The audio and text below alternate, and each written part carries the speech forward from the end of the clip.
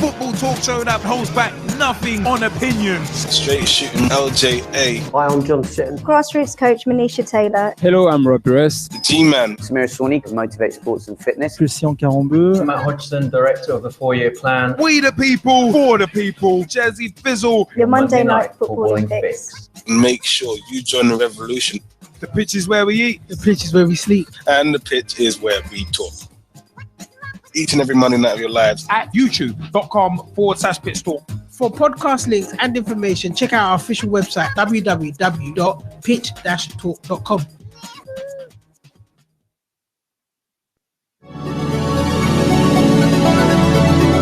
Hello, I'm Rob Perez. Grassroots coach Manisha Taylor. Christian Carambeu. Matt Hodgson, Director of the 4-Year Plan. Dave McGoughlin. I'm Rob Lusher. Andy Copeland from the Glennet Southern Amateur League. Philip Wick, I'm CEO of 14. Former Chairman of Ibis FC. Chairman of Alexandra Park FC. And you're listening to Pitch Talk, the only place to get your Monday night footballing fix. Because the pitch is where we eat. The pitch is where we sleep. And the pitch is where we talk. Make sure you join the revolution, the football revolution.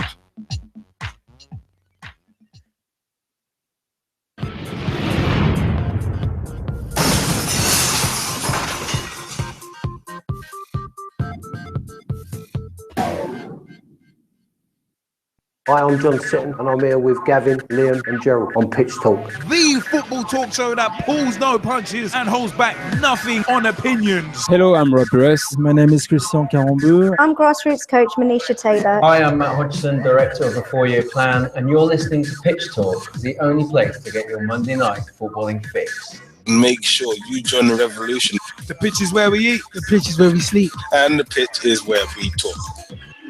I'm Andy Copeland from the Glennet Southern Amateur League. Philip Wick, I'm CEO of 14. I'm Rob Lusher, former Chairman of Ibis FC. I'm Samira Swanee, co-founder and co-director of Motivate Sports and Fitness. And you're listening to Pitch Talk.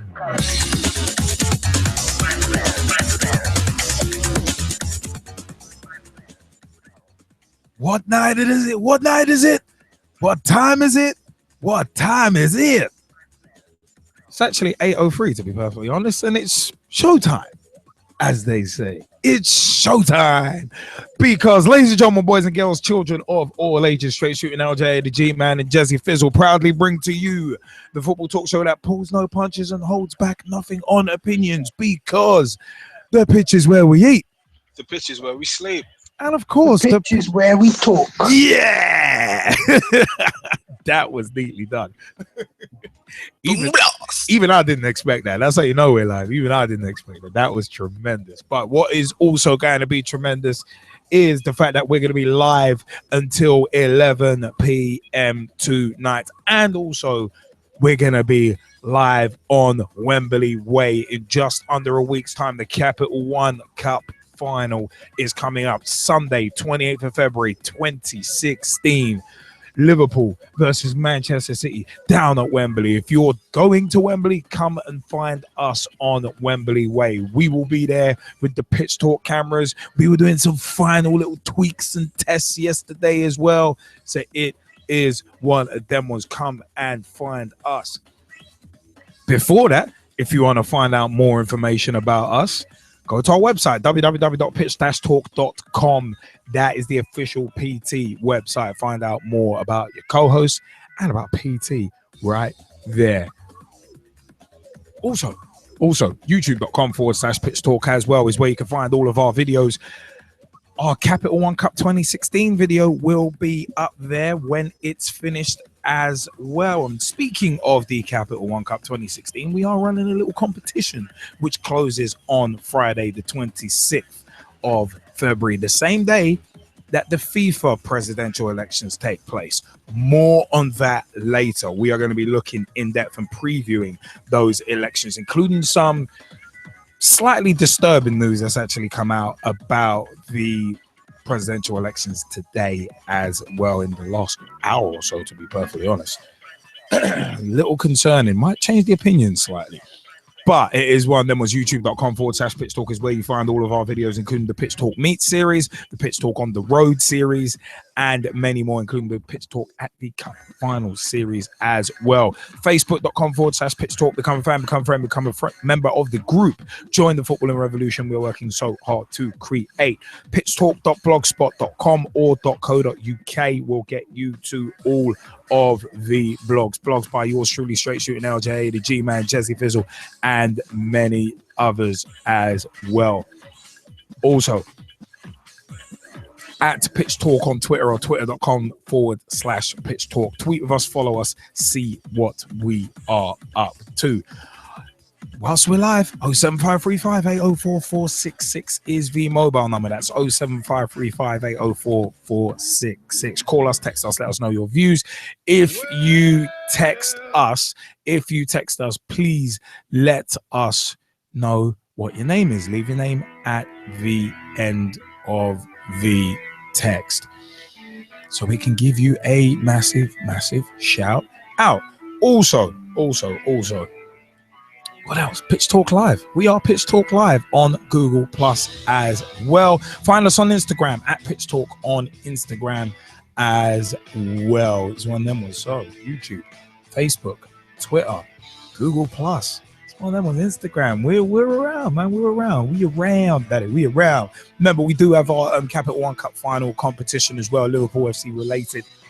The question is, who did Liverpool beat in the semi-final of the 2016 Capital One Cup to get to the final and progress to Wembley? Remember, if you want to enter the competition, send your answer to that question to pitchtalk@gmail.com to be in the draw to win. We've got 3 Liverpool calendars to win. We've got 3 Liverpool calendars up for grabs, signed by all 3 co-hosts of your Monday Night Football and Fix. Remember, send the answer to that question to pitchtalk@gmail.com and put Capital One Cup final competition in the subject line as well. So it's one of them ones.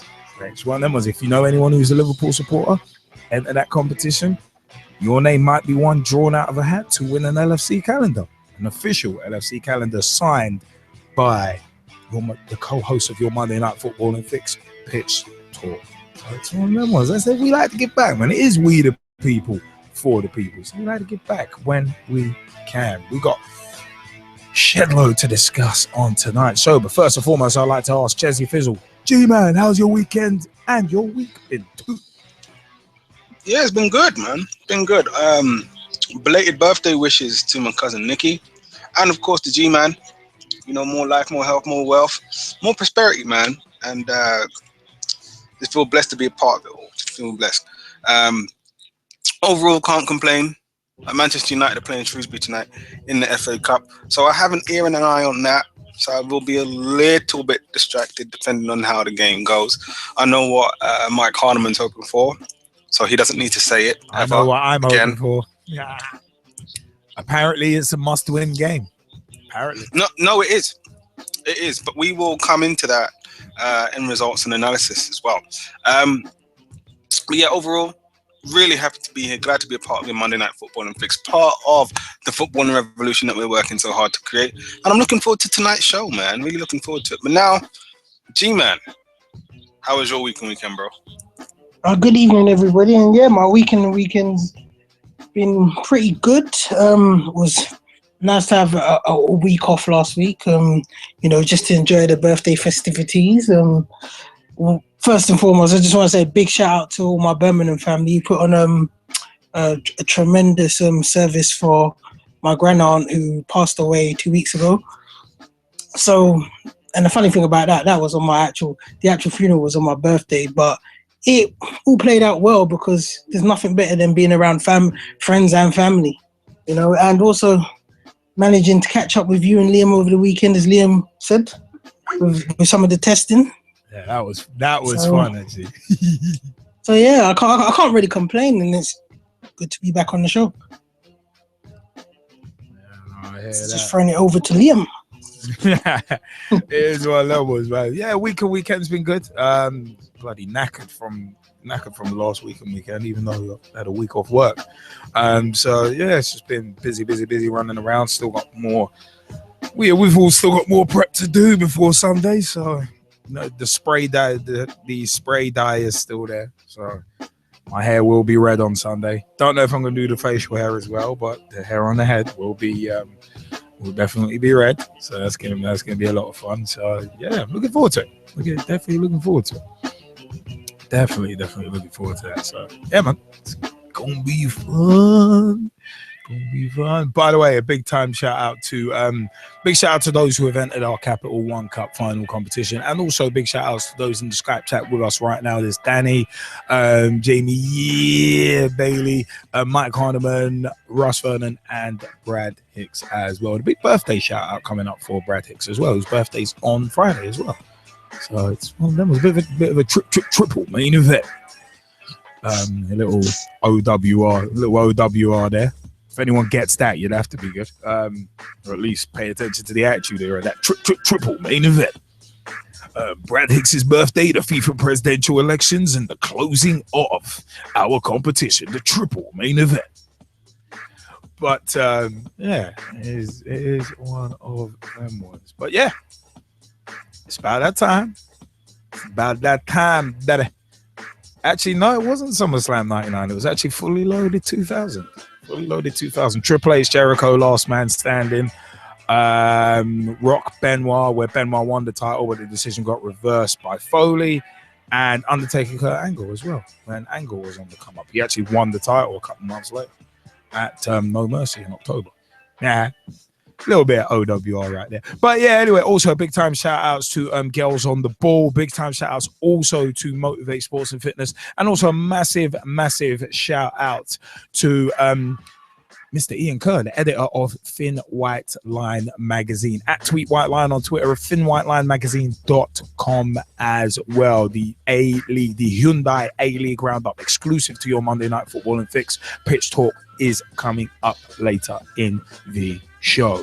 You know what? It's actually coming up in the next segment. So let's move and groove into the first segment of the show, which is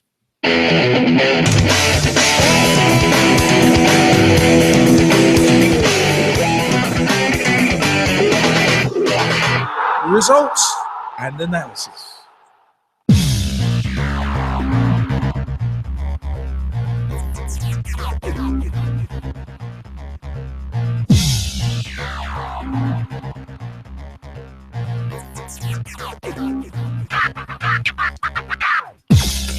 It's results, analyses, it's results, and of course analyses, results and analysis. We are going to jump. Feels like I've got a frog in my throat. But we're going to jump in Tuesday, 16th of February, 2016. And where we're going to jump in is UEFA Champions League round of 16. Benfica 1, Zenit St. Petersburg 0. Crisito was actually sent off on 90 minutes after being booked on 67 minutes. Goncalves Oliveira on 91 minutes got the only goal in that game. In the Battle of the Wallets, Paris Saint-Germain 2, Chelsea 1. Zlatan Ibrahimovic opening the scoring on 39 minutes. Funnily enough, John Obi Mikel gave away the free kick that led to the free kick, and then the free kick actually deflected off him. But he made amends in first half stoppage time by scoring the equalizer. A little flicked on header by Diego Costa. Can't underestimate that touch because helped John Obi Mikel out. But Edinson Cavani got the winner on the night on 78 minutes. Kind of delicately poised there, though. Chelsea can't concede. They can't afford to concede. They really can't. But 1-0 will take them through on away goals. But UEFA Europa League round of 32. Fenerbahce 2, Lokomotiv Moscow 0. De Sousa Diaz on 18 and 72 minutes scoring. Sky Bet Championship, Blackburn 3, Fulham 0. Marshall scoring from the penalty spot 15 minutes. Duffy on 62 and Graham on 87 minutes. Hull 0, Brighton 0. It's a familiar scoreline for Hull City and especially for Arsenal too. But Sky Bet League 1, Blackpool 0, Oldham 0, Bradford 2, Southend 0. McMahon scoring on 17 minutes, Hanson on 74 minutes. Bury 1, Sheffield United 0, Jones on 27 minutes with the only goal in that game. Colchester 1, Chesterfield 1. Liddell was sent off on 18 minutes. Bond scored on 69 minutes for Colchester, but Lee Novak equalised on 72 minutes for Chesterfield from the penalty spot. Millwall 0, Scunthorpe 2. Gary McSheffrey opening the scoring on 17 minutes and O'Brien scoring on 91. Rochdale 2, Crew 2. Bennett on 2 minutes, Bunny on 6 minutes, Haber on 24 minutes for Crew, got one back, and Seager equalised for Crew to make that 2-2 on 27 minutes. Accrington 1, Carlisle 1 from Sky Bet League 2. Ibire sent off inside of the first minute. Hope scored on 17 minutes, giving Carlisle hope of taking the 3 points with 10 men. But Buxton was booked on 22 minutes, and the reason why that's important is because he was booked again and sent off on 54 minutes, and Gornell equalised on 58 minutes. 2 goals, 2 sendings off. Interesting game right there. Hartlepool 2, Notts County 3. John Stead opened the scoring on 4 minutes. Noble on 14 minutes. Gave Notts County a 2-0 lead, but they couldn't hold on to it. Gray on 62 minutes and Billy Painter scoring on 66 brought Hartlepool back on level terms. But John Stead on 80 minutes scored the winning goal for Notts County. And of course, we throw them T's up for Big T, aka Thomas Hewitt, who must have been overjoyed with that result. Oxford United 0, Northampton 1. Richards with the only goal of the game on 59 minutes from the penalty spot. York 2, Exeter 0 in the Battle of the Cities. Fewster scored on 35 and 64 minutes to sort that one out. Wednesday, 17th February 2016, UEFA Champions League round of 16. Ghent, KAA Ghent 2, VfL Wolfsburg 3. Julian Draxler on 44 minutes opened the scoring, scored again on 54 minutes. Crusoe scored on 60, but it's not as easy as it sounded for Wolfsburg. It wasn't exactly plain sailing for the last 10 minutes because Combs scored on 80 minutes. No jokes, please. I could come up with a load. Oh, God. Sorry, didn't mean that. Oh my goodness! I did not mean that. Literally, I was waiting. I was doing a mental count in my head to say how long is it going to take. That was for someone to go and make a joke, and it didn't take long. That was actually well done totally to you. Accidental. This is for you. That was totally accidental.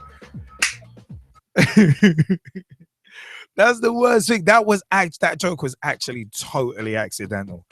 It is on them ones. It was totally accidental. But anyway, she never says it's accidental. Anyway, no. But Koulibaly scored on 89 minutes after Combs had scored on 80 minutes. Roma 0, Real Madrid 2.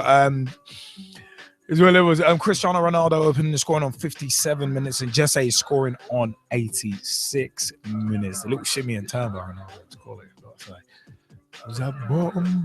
Anyway, moving on to Thursday, 18th of February 2016. In the Europa League, Borussia Dortmund 2, Porto 0.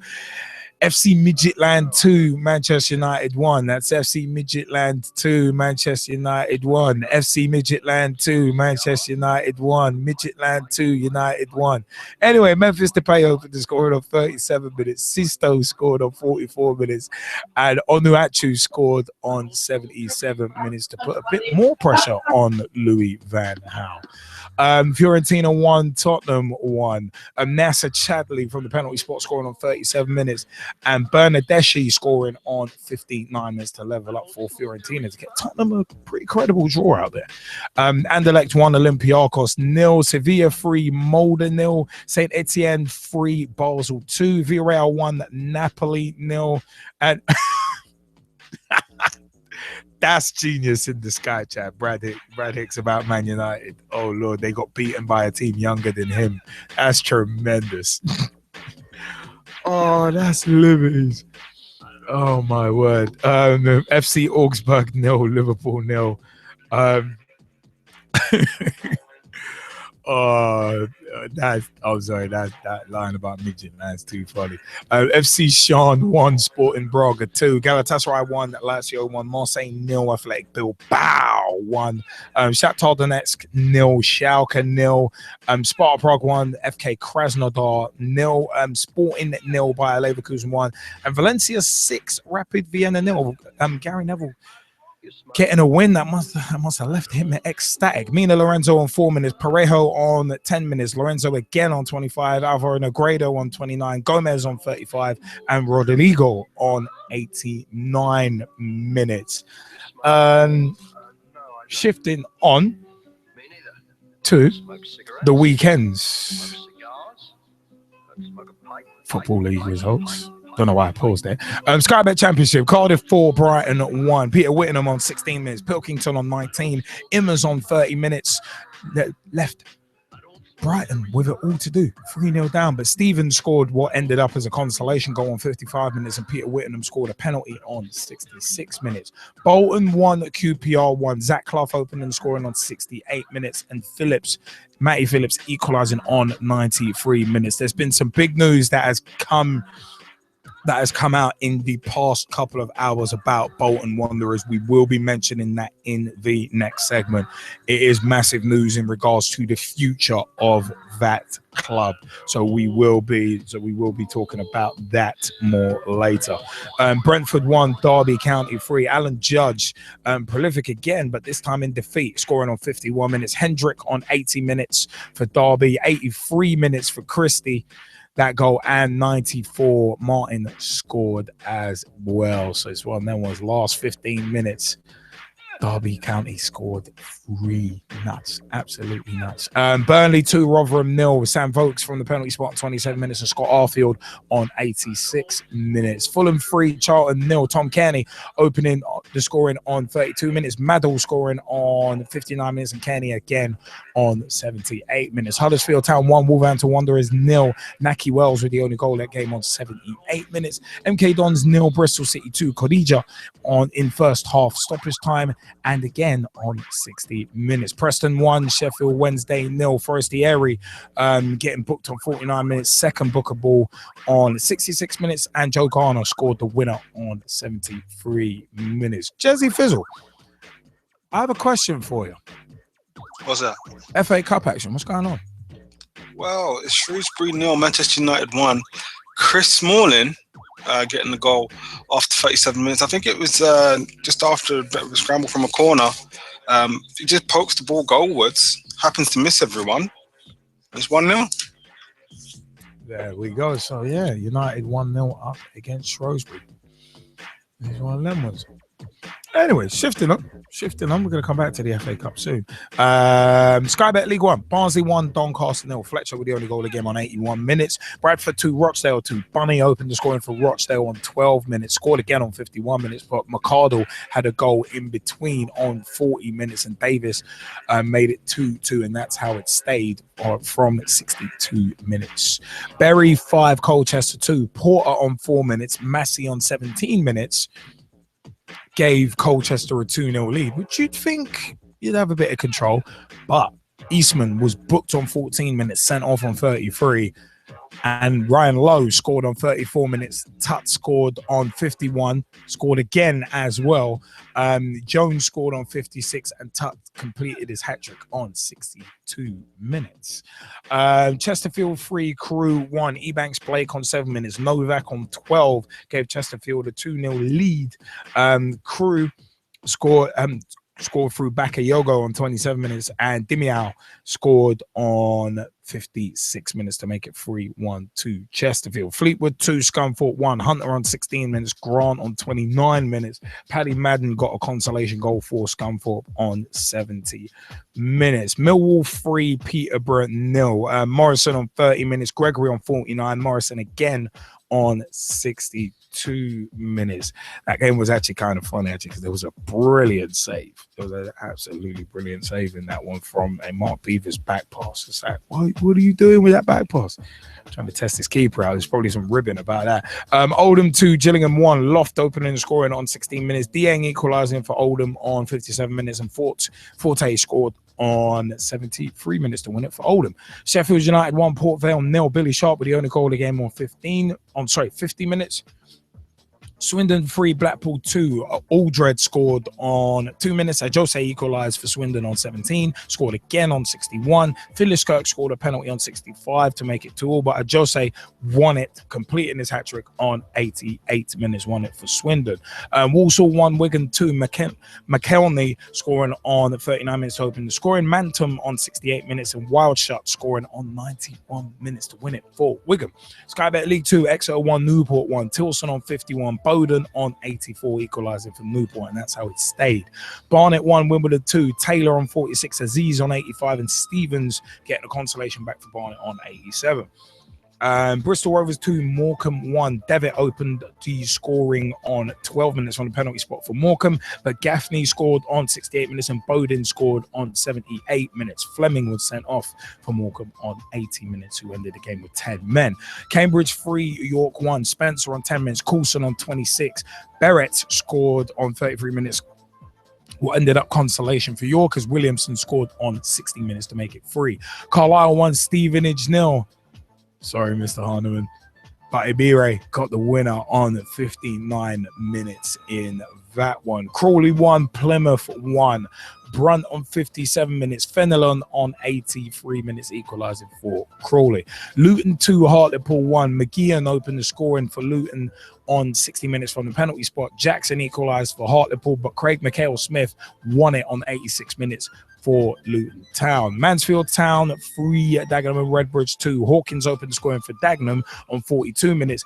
Blair equalised on 53 minutes. Yusuf scored to give Mansfield the lead on 67. Pierce was sent off on 83. Green scored on 84 for Mansfield, and Jamie Curitan scored on 86 minutes, but it wasn't enough for Dagenham and Redbridge. Northampton 1, Wickham 0. Rose on 63 minutes with the only goal of the game. Notts County 0, Leyton Orient 1. Brisley with the only goal of the game on 76 minutes.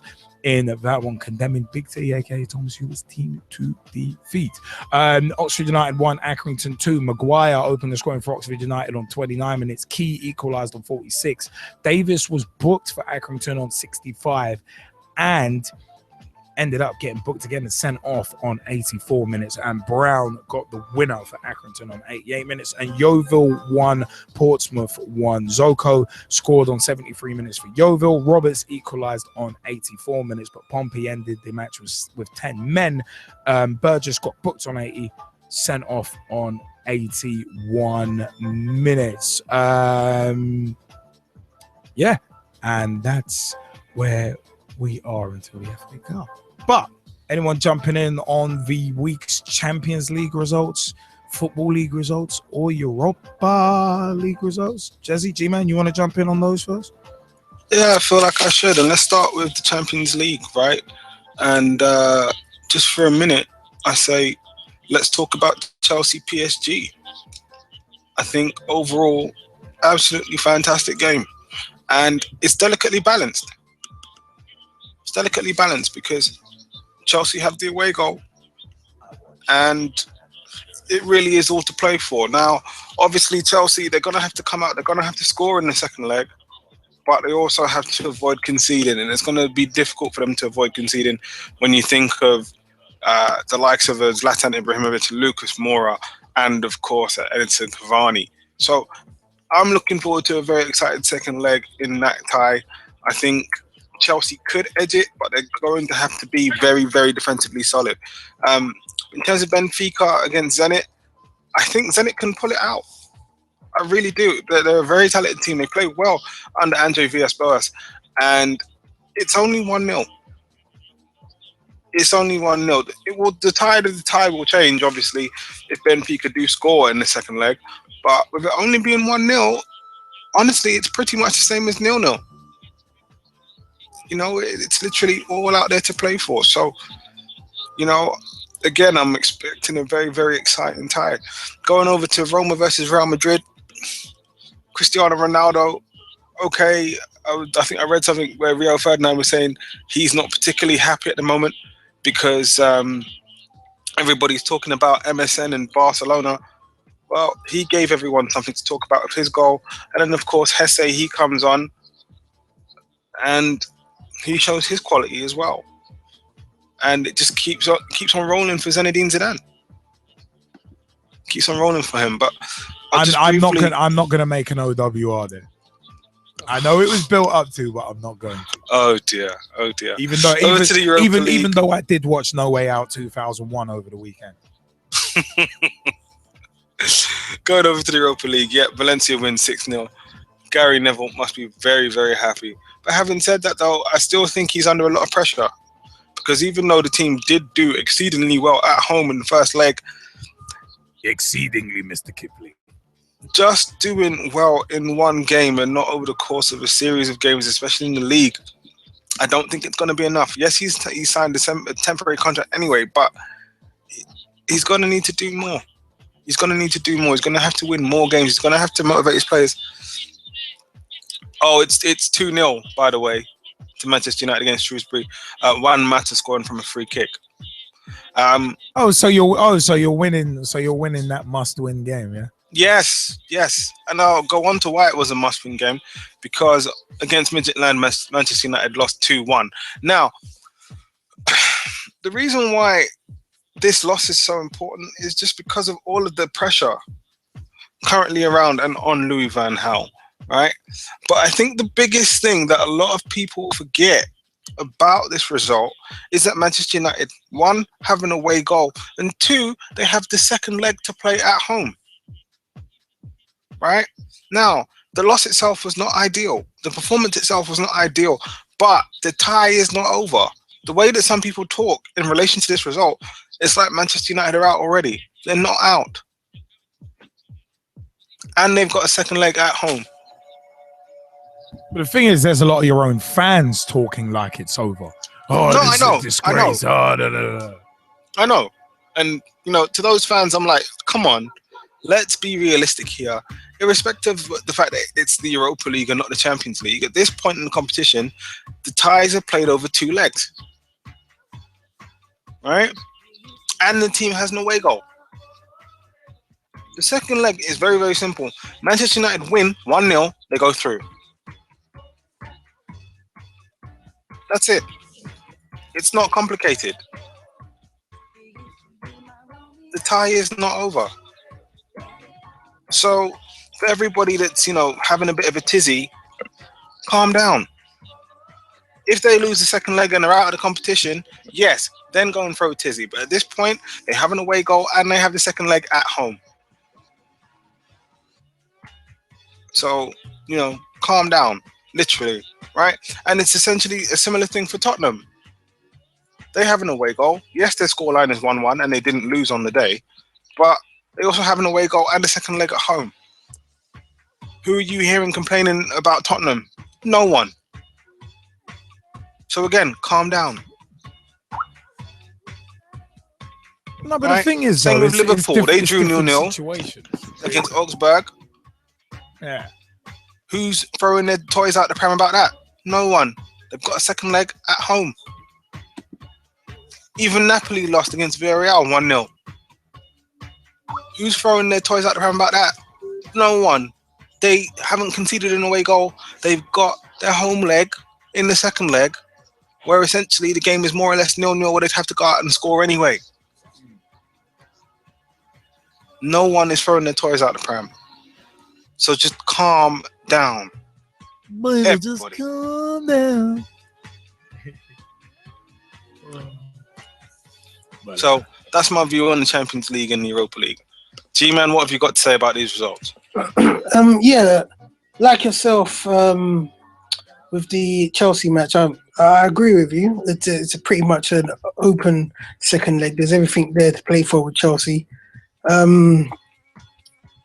It's for me, it's one of those ones where basically at home, Chelsea they need to capitalize through rigid defensive work and getting some early goals in that match, because I think PSG will score in that game. I think PSG will manage to get 1 or 2, at least 2 away goals So I think Chelsea will have to score, quite maybe 3-4 goals in their home tie to put that one to bed if they are looking to go through. Because from what I saw during the week,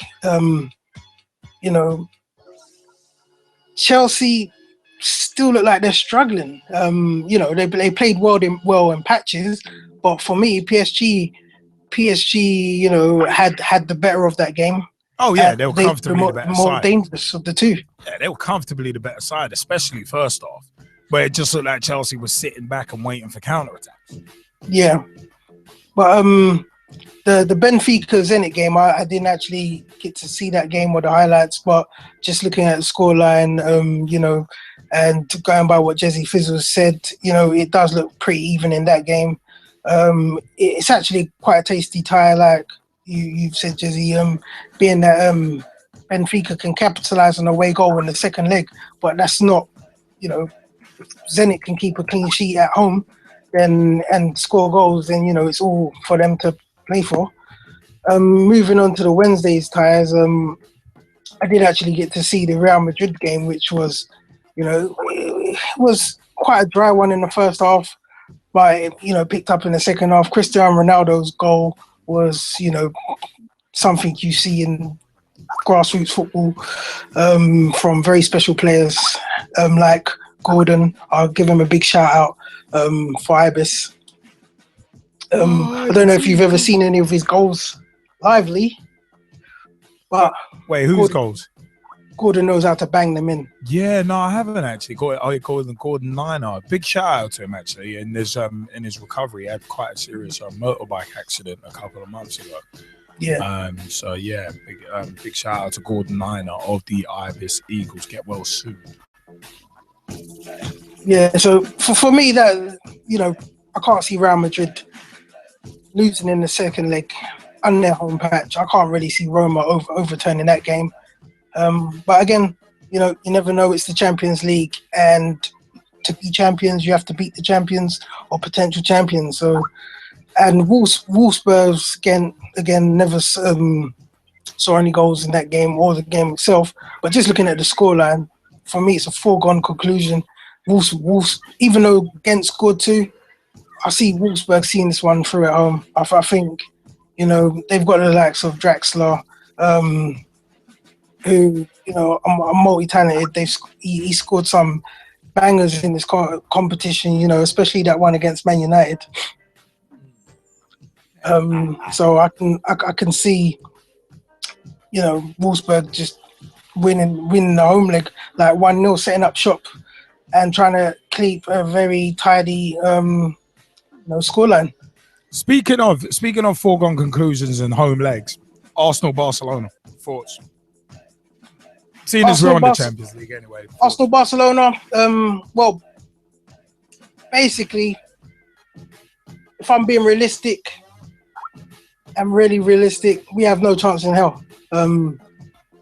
Really, Vinny Mac? No chance! To be honest, the forward, it's just being realistic. The forward, I know on our day we can beat any team, but over 2 legs, I just think Barcelona are going to have too much firepower. We've shown we can beat Bayern Munich at home. We've beaten Barcelona before. But where our frailties come is consistency. In front of goal, the last 2 games, we've seen it. We've had over 50 shots on goal and only scored 2.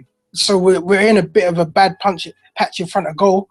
That's not how you want to go into the Barcelona match, having that sort of pressure beamed on you and before the game. Also, just general consistency in how we've been playing since the turn of the year. We haven't been at our best of form.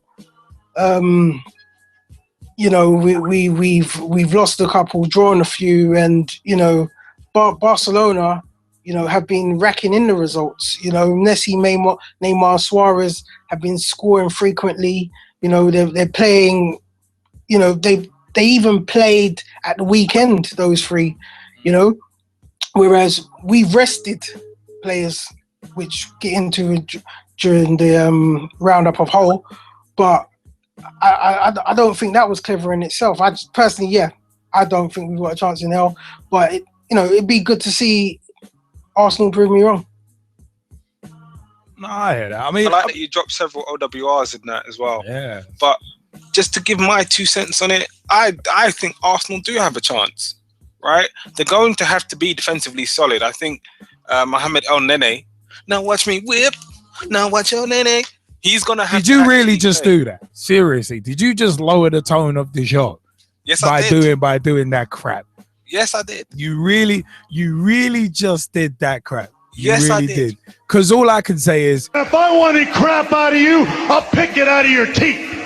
I'm gonna leave it as that. But anyway, Mohamed El Nene is going to need to play. He's going to have to be that shield. I would actually argue that both he and Francis Coquelin will need to play.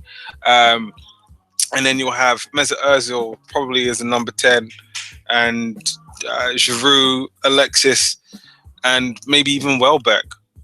All three of them playing to try and counteract. But it's going to be a great game. It's going to be a great game.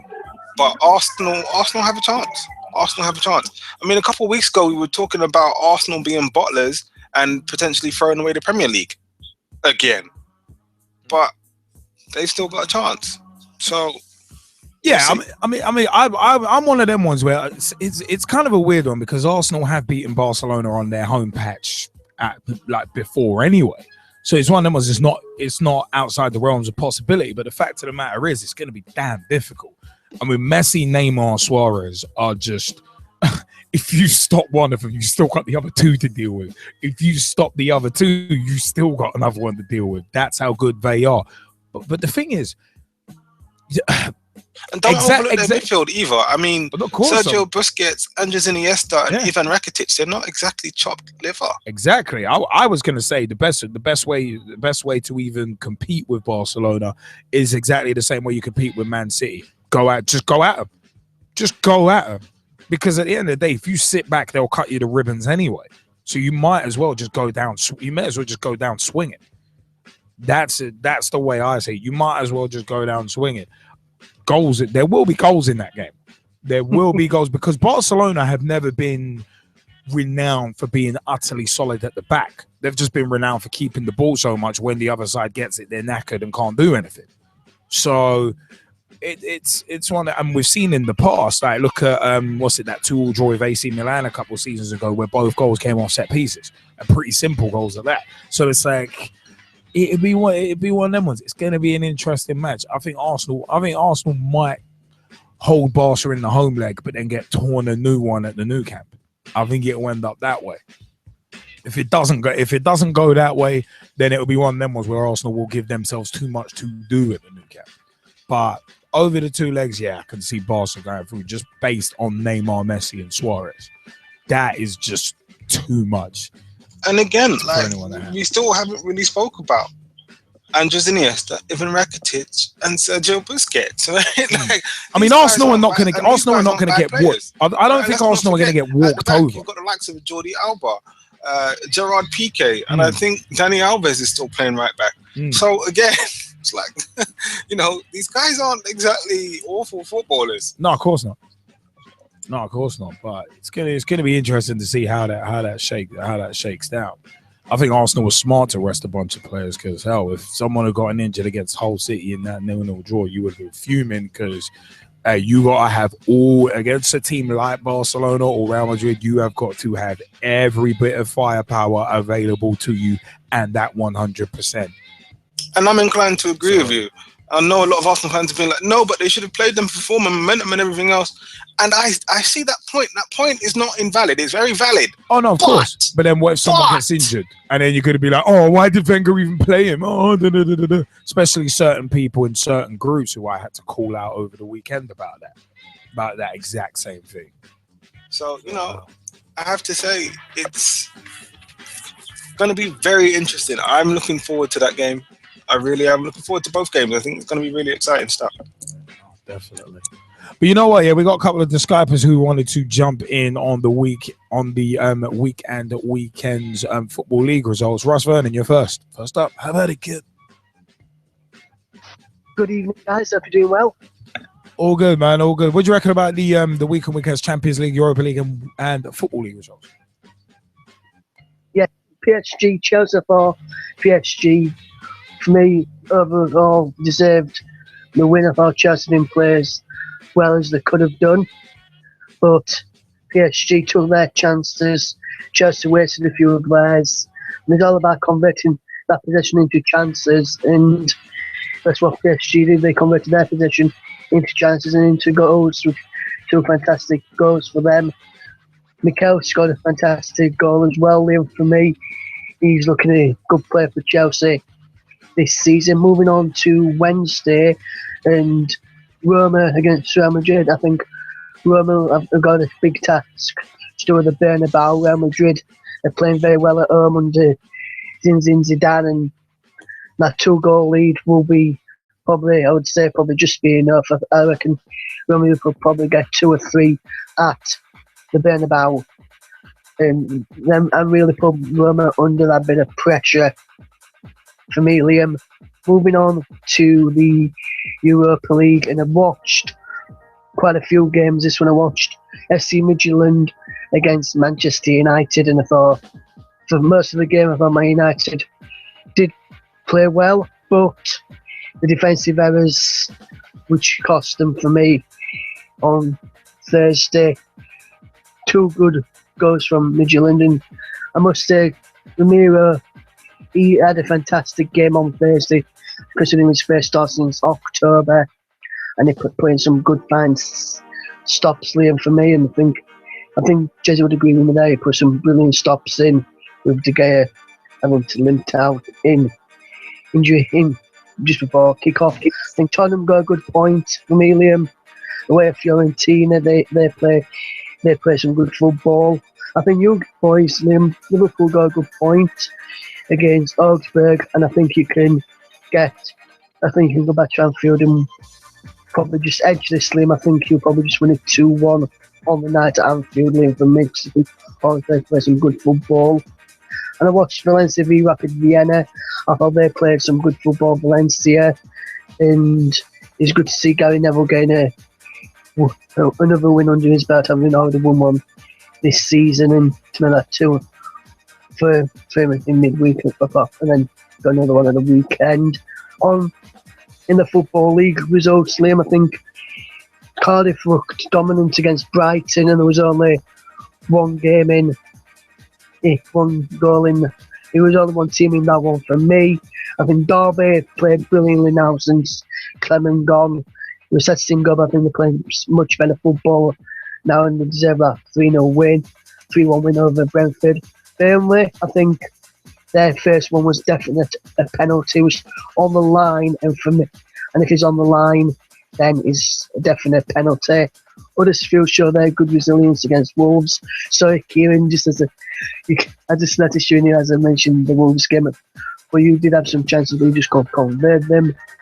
And in tonight's game, Liam, I'm watching Southend game where Tom is at, and Burton are very lucky to be drawing 1 apiece, Liam, because in the build-up to Stuart Bevan's goal on 44 minutes, all of the ball was clearly out of play. And I just want to give a big shout out to Tom and to Renee Jordan Stringer and Ryan Welton, who are all down at this game this evening.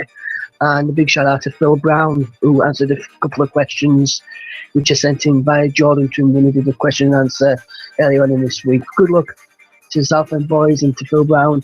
Hope you get a win this evening. Good stuff. And thank you for your views, Russ. Danny, you wanted to jump in as well, didn't you? Yeah, I do. Good evening, gentlemen. How's it going, man? You all good? Yeah, I'm not too bad. I'm going to jump into the PSG-Chelsea game. To be honest, I thought Chelsea put on a very good performance in this game. I thought that it could have went either way. I mean, PSG have played really well. And I thought this was a 50-50 game. I thought both sides could have got a win, but I still think Chelsea can do it. I still think Chelsea can overcome a 2-1 defeat in the second leg. I mean, they're only 2-1 down. They got the away goal. I don't see why they can't progress to get a win. I mean, the way they're playing at the moment, I think that they could do it. I want to jump into the Wednesday's game with Roma and Real Madrid. Obviously, like Russ said, I don't think Roma can overcome a defeat in the first leg. I think Real Madrid will be too strong for them. And I think the way Real Madrid have been playing in La Liga, I think this will be a victory for them. And I'll move on to the Europa League game. I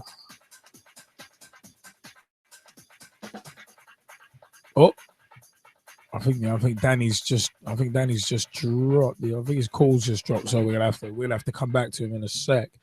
But yeah, I mean, in terms of the Real Madrid versus Roma game, it's one of them ones where it's hard to see Roma coming back, to be perfectly frank, in that one. It is really difficult. In terms of some of the midweek games as well, Mike Harniman said Ibire was lucky to even be playing after he was sent off midweek. Don't know the whole point of sending off someone, then rescinding the ban. If he sent off, then surely the ban should have stood, unless it was with good reason that the 2 yellows were rescinded, as it wasn't even a straight red, and that was in regards to Stevenage losing on Saturday.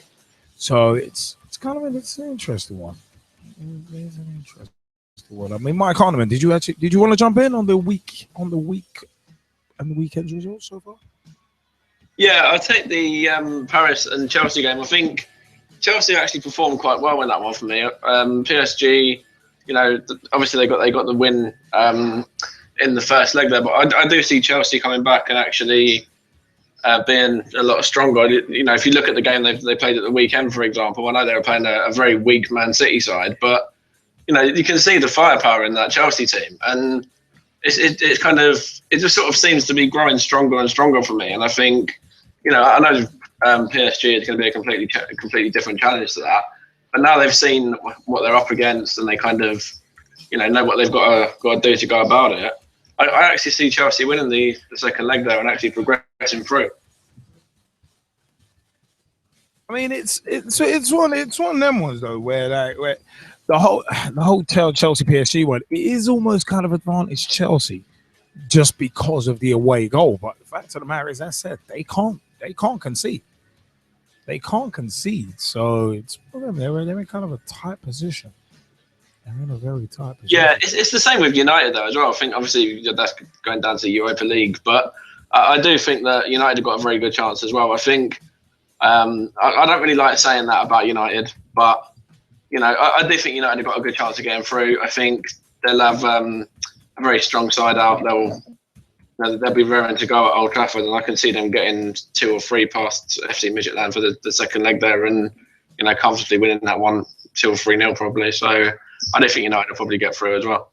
I mean, it's one of them ones where I don't know. It's going to be a funny one with Man United because again, with them as well, they very much do have to not underestimate Midtjylland. That's the thing. If they underestimate FC Midtjylland, it will lead to their demise. So they've got to be aware.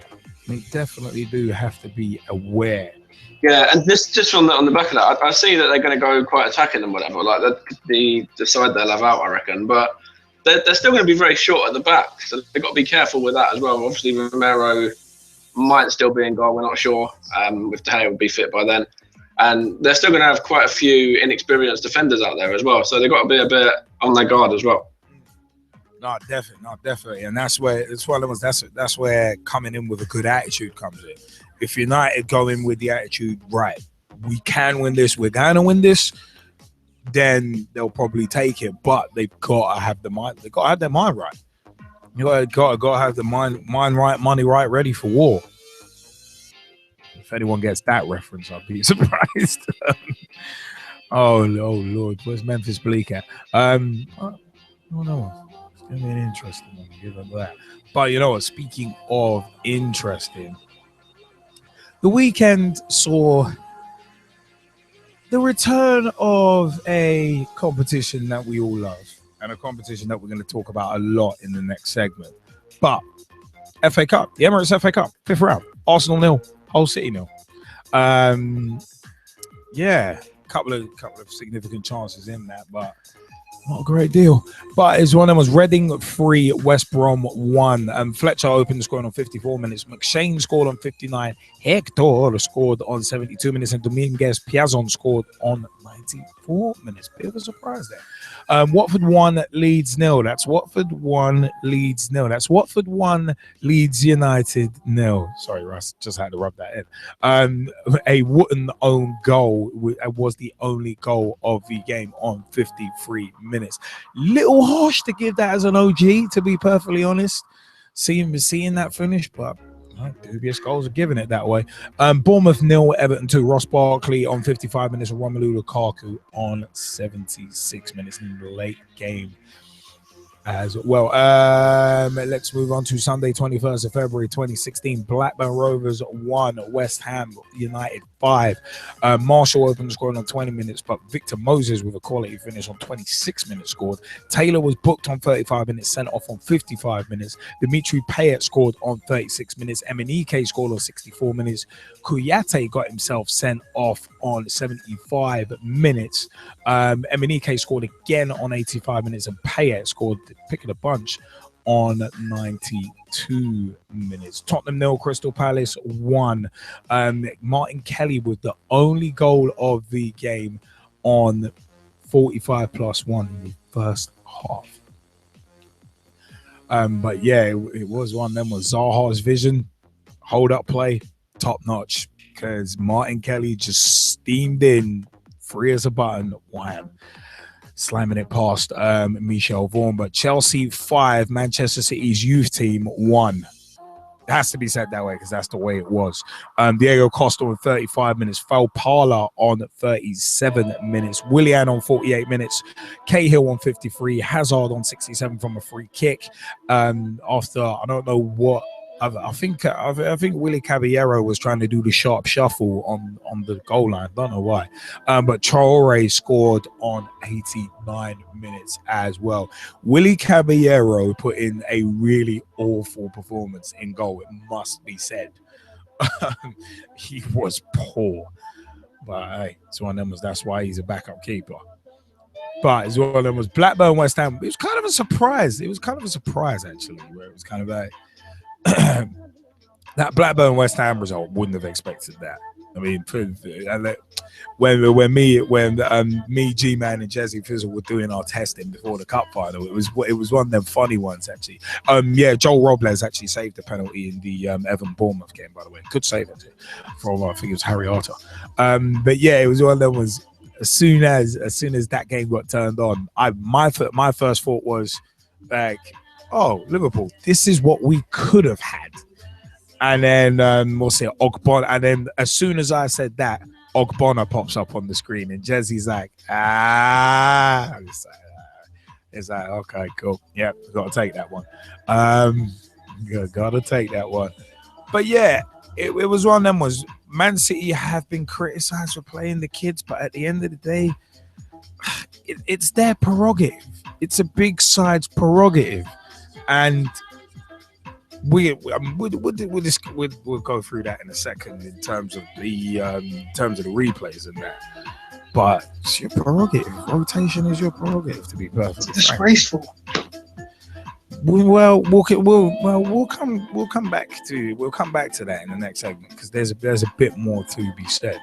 But there is also a quarterfinal draw as well. And Jaymie Bailey's just dropped in an interesting little stat about it, that the quarterfinals of the FA Cup involved 3 of last season's top 4 and the promoted side. That quarterfinal draw being Reading v Crystal Palace, Everton v Chelsea, Arsenal or Hull against Watford, Shrewsbury or Man United, looking like Man United, versus West Ham as well. And the ties are to be played on the weekend of the 11th to the 14th of March 2014. Jesse, G-Man, thoughts on the 6th round draw and the results from the weekend? Well, it looks like Manchester United will go on to face West Ham, and West Ham are a dangerous opponent, right? Like, as you pointed out yesterday during testing, I was able to see a couple of the goals. Dimitri Payet back on form. For me, he's been one of the signings of the season. He's been absolutely phenomenal for West Ham. Victor Moses also looked very good. He was on the score sheet as well. So, going forward, West Ham have a lot of attacking talent. They have a very talented midfielder, Mikel Antonio, as well. Again, and one of my favourite players from the West Ham squad, Mark Noble, he captained the side, and he looked very good. So, again, this isn't a West Ham team to turn your nose up at or scoff at or anything like that at all. This is a West Ham team that needs to be respected. And, Manchester United are going to need to put the results together, put the performances together to really not just take the pressure off Louis van Gaal, but to be in and around where they need to be. It really is that simple. And to do that, they're going to face an excellent challenge in West Ham. I think Everton done particularly well to get through. Well done to them. But again, overall, good series of games. I thought it was quite interesting that Arsenal drew with Hull. And again, the players were rested, so on and so forth, and there's the whole debate about that. But again, overall, like I was saying about Manchester United in the Europa League, look, there is a replay, right? Arsenal not out of the competition. They drew the game. Calm down. Calm down. In terms of Manchester City v Chelsea, was it disappointing that it was the Manchester City youth team? In terms of it being an absolute spectacle, knockdown, drag out, barn burner 5-star classic, yes, it was very disappointing. Absolutely. But at the same time, as Straight Shooting One pointed out, it is the team's prerogative. They have other objectives, right? And they probably felt that they could sacrifice that game to blood some youngsters and of course focus on the other priorities, namely the league, and of course I think they're still in the Champions League as well. So they have those, and of course the League Cup final. Let's not forget that. Let's not forget the League Cup final. So they've got other priorities, and they're prioritizing those ahead of this FA Cup game. And look, they're entitled to do so. If them sacrificing that game means that they beat Liverpool to win the League Cup, they've still won some silverware. Well, in terms of that debate about the about resting players rotation, that ties in very well to into a point in general talking point. So we'll go into that in a bit more detail then as well. We will. So make sure you keep it locked. Definitely. But I mean, did you have anything more to add on that, Jesse, in terms of the FA Cup? No, I was very interested to see what the G-Man has to say about the results. So I'm going to hand over to him. Well, not naturally. I'll start with the Arsenal 0-0. To be honest, I've said it before on this FA Cup run. The atmosphere at the Emirates, once again, we've been gifted with a home tie in the FA Cup. Once again, the atmosphere was absolutely pants. It beggars belief to really understand why. It was great going with my brother who barely goes to the matches, and for me, where we sit, he was one of the loudest people around, just acting like what a fan should be acting like, in my personal eyes. But getting to the match itself, I was, miserably frustrated with the fact that, and I know we're going to go into it about the whole rotation and replays, and fixture congestion and whatnot, but I was frustrated with the fact that we didn't field a stronger team to get the tie over and done with. We absolutely dominated Hull City, and when you dominate Hull City or any team with a team where you've rotated, you're technically saying you're better than that team and you should win that tie. And when you don't win it, in my eyes, that's egg in your face, and that was egg on the faces of the Arsenal players. Every player that played, that they, personally, I feel they've just put extra pressure on themselves for the forthcoming games. The one against Barcelona. Now, Hull City's going to be thrown into a more congested fixture list. what do we do when we come to the second game? Do we rotate for that game as well? It's a competition we've won twice on the bounce now. My personal opinion, I told you and Jezzy Fizzle during the weekend that at the end of the day, it's the competition. I think we are most likely to win if we take it as serious as any other competition. So why don't we act that way? You know, I heard the Watford manager saying he wants to win the competition. He's putting out a squad to win the competition. You can see from the likes of Chelsea, they know their season's over, but they're putting out a team to win the competition. But Arsenal, on the other hand, are acting as if it's just another competition, or it's just another game. You know, to me, it was frustrating, but it was great seeing the likes of El Neni play, who I think is very talented, and he keeps the ball moving. He's very simple. He's very simple on the ball. Said before, he needs to add to his physical side of the game, but he'll be a great stand-in for Flamini once he's gone. Performance-wise, can't fault Hull, who put in a good shift. Big shout out to the goalkeeper. He made some terrific saves, especially on tipping the ball into the post when Oxlade-Chamberlain came on in the last 15 minutes of the second half, and it was going goal bound and it tipped onto the post. Also, he made a terrific save for the Alexis Sanchez free kick again in the second half. But yeah, I was left frustrated.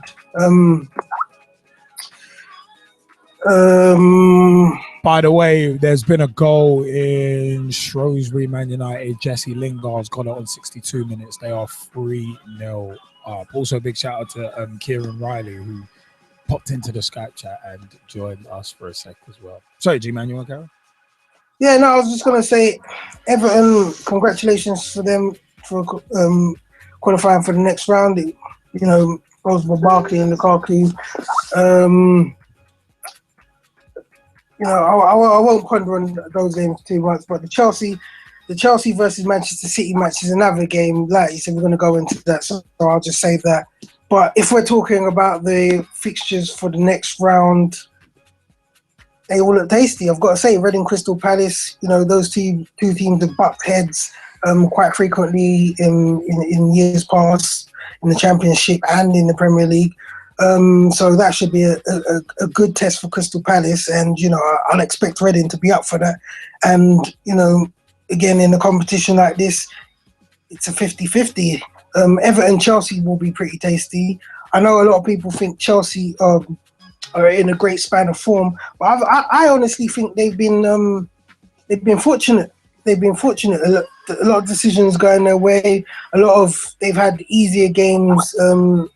And a few teams just throw in matches. And I say that when I speak about Manchester City, who I think basically by fielding the squad that they did for the FA Cup match, they threw that match away. Arsenal Hull versus Watford. If Arsenal get through, I'm expecting Arsenal to win that game. If they put out a full strength squad, Watford have been pretty sturdy this season, but I just think Arsenal have everything to overcome them, and especially if you are going for a record 3 FA Cups in a row. And Man United West Ham, that is the tie of the 6th round, the quarterfinals. Man United's in different form, and West Ham's basically over par form this season. It will be a battle. Will Man United be overridden by the likes of by the informed West Ham, or will Man United grit their teeth and basically just show West Ham what Man United are all about? I kind of think West Ham will take it, to be honest. I kind of think just based on form. I mean, it's like the snowball effect. Like, look at Leicester City. If you want more proof of that. It's form, snowball effects. It's like once that snowball's rolling downhill, it's very tough to stop it. Once you do stop it, then you're kind of screwed because it's a lot hard. It's a lot easier to continue momentum than it is to start momentum. So, all right. So there's a tasty. I said a couple tasty looking ties in there. I mean, Everton, Chelsea, and what's looking like Man United, West Ham definitely do stick out in there. I mean, Danny, you wanted to jump in on the weekend's FA Cup results, didn't you? Yeah, I did. I wanted to jump in on the Arsenal whole game and 0-0 draw. To be honest, I thought both sides had so many chances in this game. I mean, especially from an Arsenal point of view. I mean, Danny Welbeck had a lot of chances. Alexis Sanchez had a lot of chances. But also, Hull also gave it their all in this game, which is why I praise Hull for that. But yeah, both sides just didn't really take their chances in this game. So, in my opinion, I think a draw is a fair result and a replay is fair enough. Just like to say, you just need to, obviously, I do follow Arsenal, but mainly I'm a Stevenage fan. Yeah, no, I hear that. I mean, it's taking chances is the difference between winning matches and losing them, or in that case, drawing them. So, I mean, possession is nothing without penetration. When your penetration is negligible, your wins can be not exactly plentiful either. I mean, Mr. Harniman, you wanted to jump in on the weekend's FA Cup results as well, didn't you? Yeah, I'll start with Arsenal as well. And I think I kind of agree with G-Man. I think apart from Iwobi and Danny Welbeck, I think for me, they're only two players that can take any credit really from the performance on Saturday lunchtime. And, I think Hull performed very, very well. And I think their left back, I think he was only 16. He had a fantastic game before he got subbed off in about the 60th minute or whatever it was. He was very, very good for them. And that was a whole side that had made 10 changes as well. They'd made quite a lot of changes again themselves. So yeah, I think Hull were very, very good. Deservedly, they got the replay as well. And I think just for the goalkeeper's antics alone, that Kukovic, some of the saves that he made, I think that was enough to give them the replay that they deserve. So I think for a goalkeeper to be on the form that he was on, he had no right to be on the losing side at all. So big credit to him there and his defence as well. Oh, definitely. I mean, Jan Kapovic is part of the reason why Hull City are flying at the top of the championship. This is one thing I'm surprised hasn't been mentioned already. They are top of the championship, and there's a reason for that. They're not chopped liver. So I wasn't expecting Arsenal to breeze past them, not by any stretch of the imagination. But Mike, did you want to jump in on any of the other FA Cup results? Yeah, I watched the Blackburn and West Ham game, and I thought West Ham were very, very good, very dominant from start to finish, really. And Payet was, he had a fantastic game. Emenike for his debut as well was very, very good. Scored 2 goals. He hit the post as well from another chance, and he could have easily had a hat trick there. And yeah, I think they're definitely going to give Man United a real test. And I'm I tend to agree with you really on that one, what you've said there as well. I think it could be another 1-0 to West Ham again. Maybe a Tevez, a Di Canio, and a Payet with a winner. You never know. You never know. You definitely never know. I mean, Danny, you wanted to jump back in quickly on some of the FA Cup results as well. Yeah, I was talking about the Arsenal game, and to be honest, I think both sides had so many chances in this game, especially from an Arsenal point of view as well. But I must say, the way Hull played as well, I praise them very much in the way they played as well. And to be honest, I think a draw is a fair result, and a replay is fair enough this weekend. But yeah, I think both sides gave it their all, and it just ended up in a draw. And the game with Man City and Chelsea as well, I thought it was disappointing that Manchester City put out their youth team. Obviously, there was no Aguero, Silva, Company, Hart, which was a big letdown. I did expect a strong Manchester City team come up at Stamford Bridge, but I think that's the reason why Chelsea won 5-1, due to Man City's underrated team that they put out. No, definitely. I mean, it's 100%. I mean, 100% agree. That is basically why Chelsea won it on a canter in the end. I mean, you look at some of the defending, especially I think it was for the last goal where you got like 3-4 players getting drawn away from the ball. It's like, really? Come on. It's just basic elementary defending 101. And so, all right, we'll see. But as well as Russ Vernon, you wanted to jump in quickly as well before we move on. I did, Liam, and first and foremost, I just want to say I watched the Arsenal against Hull game and I thought Hull's goalkeeper, Ian Furbiture, was in goal, and so they played chosen off some excellent saves and put off some fantastic stops in that game. It was a fantastic game of football. I thought it was good end-to-end stuff. Arsenal with nearly all the attacking and all with the defending, but I thought when all had their chances, they just couldn't take them in. I think it was a fantastic game overall. Moving on to the 3 o'clock games, and first and foremost, I'm going to take the Reading game against West Brom. Reading played very, very well to come back from 1-0 down, and I must say that pointing to the end of the game, Liam, I thought it was a bit stupid from the fan because he actually asked me back afterwards because he arrested another fan who went to attack the fan who threw the coin, which you saw from the footage on the highlights show, Liam, which I spotted, and on Sky Sports as well. Moving on to our game now against Watford.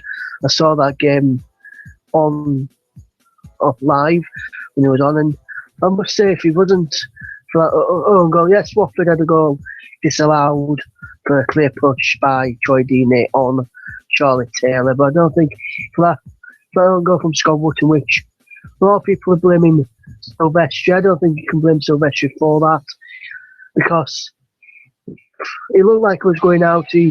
Wootton didn't need to make that. He was going out of play, so Wootton was stupid to get anything on end of that for me. I think he's been our weak link in our defence. Maluski, meanwhile, he could be his 10th yellow card, has been missing our next 2 matches, which is this tomorrow against Fulham and then next Monday, Liam. So I'll be a little bit late on the show next week because I'm watching us against Brighton on the TV. And I must say, I think we're probably going to miss him, but Bamberstep coming alongside him, I think he had an excellent game. He's been slipping in the past few weeks, but I think he played particularly well. I think Evans' comments after the game regarding Jordan Mataka, yes, he's not played because he's not performed in training, but what he said after the game to local media was he was very fortunate to be even on the bench and even play a part due to Mustafa Carriol's injury, meaning if Carriol was fit, he wouldn't even be nowhere near the first team squad, which I think Wenger told to mention that, say that about 1 year old, that is not good enough when he's not really had much of a chance and much of a look in for me, Liam. Moving on to Bournemouth Everton, I thought that was a fantastic game, and Bournemouth was unlucky with that penalty, but Everton showed some good quality skills in that one. On to yesterday's games now, Liam, and West Ham. I saw the first half of this and I thought they looked brilliant. Ben Marshall took his goal well for Blackburn, but West Ham totally dominated them from what I was listening to and what Mike was telling me on Facebook. Crystal Palace, for me, deserve their win over Tottenham. Yes, they Liam, and they deserve their fully played well. Yeah, Tottenham had chances and it come off post and that they were the look a bit Palace, but overall they deserved it. And Chelsea, that was a fantastic performance. Good Stevens has never lost an FA Cup tie in charge of Chelsea. So our first half of Man United, and they've been looking strong tonight, Liam and Jeze, and I think they really deserve to go through. Shrewsbury has been doing some brilliant defending on the line. Second goal was definitely offside. There was 3 players in an offside position, which should have been ruled out for me, Liam. You have to check that if you've not seen it yet. But for me, it was a definite offside. Goal one matters, but Man United been playing some good football, been attacking all game, well, from what I've seen, and Shrewsbury from some defensive, so they can be proud in that one, Liam. And like I said, Liam, in the draw, I think Everton Chelsea stands out for me, along with Man United West Ham. and probably Arsenal are all against Watford. I think whether Watford get, I think they can cause a few problems there. I mean, I said there's some tasty looking ties in that 6th round, aka quarterfinal. So can't wait to see him. Big shout out to Danny as well, who has to dash. So thanks for joining us, Danny. You know what? Yeah, it is about time, and thank you, Russ, for your views as well. It is about a time for a regular spot, not my dog spot, not liver spot, but a spot, but the spot in the show. It is about time for. Oh, you didn't know? Ian Carr's going to tell you about A-League football.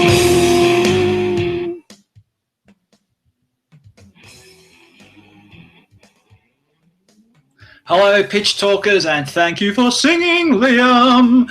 As always, now round 20 of the A-League has just been completed. Friday night, Melbourne victory at home to Adelaide United, the traditional rivalry. Saw Adelaide United win away to Melbourne victory for the first time in 5 years. It was 1-0 to Adelaide in the end. Saturday, Newcastle Jets 3, Wellington Phoenix 2. An interesting result there. Phoenix had scored quite a few goals previous weekend, but again, 2 goals not enough to win away to Newcastle Jets. Saturday night, the Sydney derby, Sydney FC 1, Western Sydney Wanderers 1. Then also on Saturday night, a surprise result. I mean, Perth Glory absolutely on fire. They won 6-3 over Brisbane Roar. 6-3. Brisbane Roar were top of the table, and they're still equal top if you want to put it that way. But Perth Glory absolutely banging them in at the moment. They're banging on the door as it is. They are in 7th position. We'll get to the ladder in a moment. Rounding out the round was Sunday afternoon, Melbourne City 4, Central Coast 1. Central Coast Mariners player Storm Root, now there's a hell of a name, isn't it? Suffered a broken leg during the match, a particularly ugly incident. Now let's quickly run over to the ladder. The ladder, top spot, Western Sydney Wanderers stay top with that draw. Raw, go top, I beg your pardon, with that draw. Raw, second place, also on 35 points, level with the Wanderers. Then Adelaide United, third spot. They were nowhere to be seen a couple of months ago. Now they're third spot. Melbourne City in 4th. Melbourne Victory in 5th. Level on points with Sydney FC in 6th position. Those two are on 29 points. Perth Glory on 28 points. So Melbourne Victory and Sydney FC, either one of them could easily fall out of the 6th, and fall victim to Perth Glory. Then rounding out the rest of the league, Newcastle Jets in 8th position, Wellington Phoenix in 9th, and Central Coast Mariners still dead last. The Asian Champions League starts this week. Melbourne Victory is playing against Shanghai SIPG, whatever that means, and Sydney FC are playing against... can't remember. They're playing against someone. Trust me on that. Sydney FC and Melbourne Victory playing in the Asian Champions League this week. Sydney FC playing against the Japanese team. That's all I can remember. The Japanese team. I'll give you a wrap-up on that next week when we've got some results. So that's it for the A-League this week. Oh, quick plug, of course. Please buy the magazine. The magazine's available online via thinwhitelinemagazine.com. Go to the shop. You'll find copies of issue 2, half price, and issue 3 is there at full price, and I probably have 1 or 2 T-shirts left, medium and large only off the top of my head. Follow us on Twitter, tweet whiteline. You can like us on the Facebook, which we're at Thin White Line Magazine. And what else? Or on Instagram. But we warn you, no photos of us wearing bikinis or anything like that. It'll just be photos of football stuff. Anyway, that's enough from me. Liam, back to you in the studio. And a big thank you very much to Mr. Ian Kerr, the editor of Thin White Line Magazine. Remember, as he said, at Tweet White Line on Twitter. Thin White Line Magazine are also on Facebook as well. Facebook.com/Thin White Line Magazine. And also, they're on Instagram as well. Thin White Line Magazine. Remember, heard the roundup, buy the shirts, buy the mags. It's one of them was Thin White Line Magazine footballleagues.com as well. Big shout outs to the guys across the pond, down under, for the exclusive Hyundai A-League roundup. Big time thank yous to Thin White Line Magazine. Check them out and tell them we sent you. You know what? It is about that time for us to pick up the pace a little touch, because we've got a lot more to talk about. So let's go into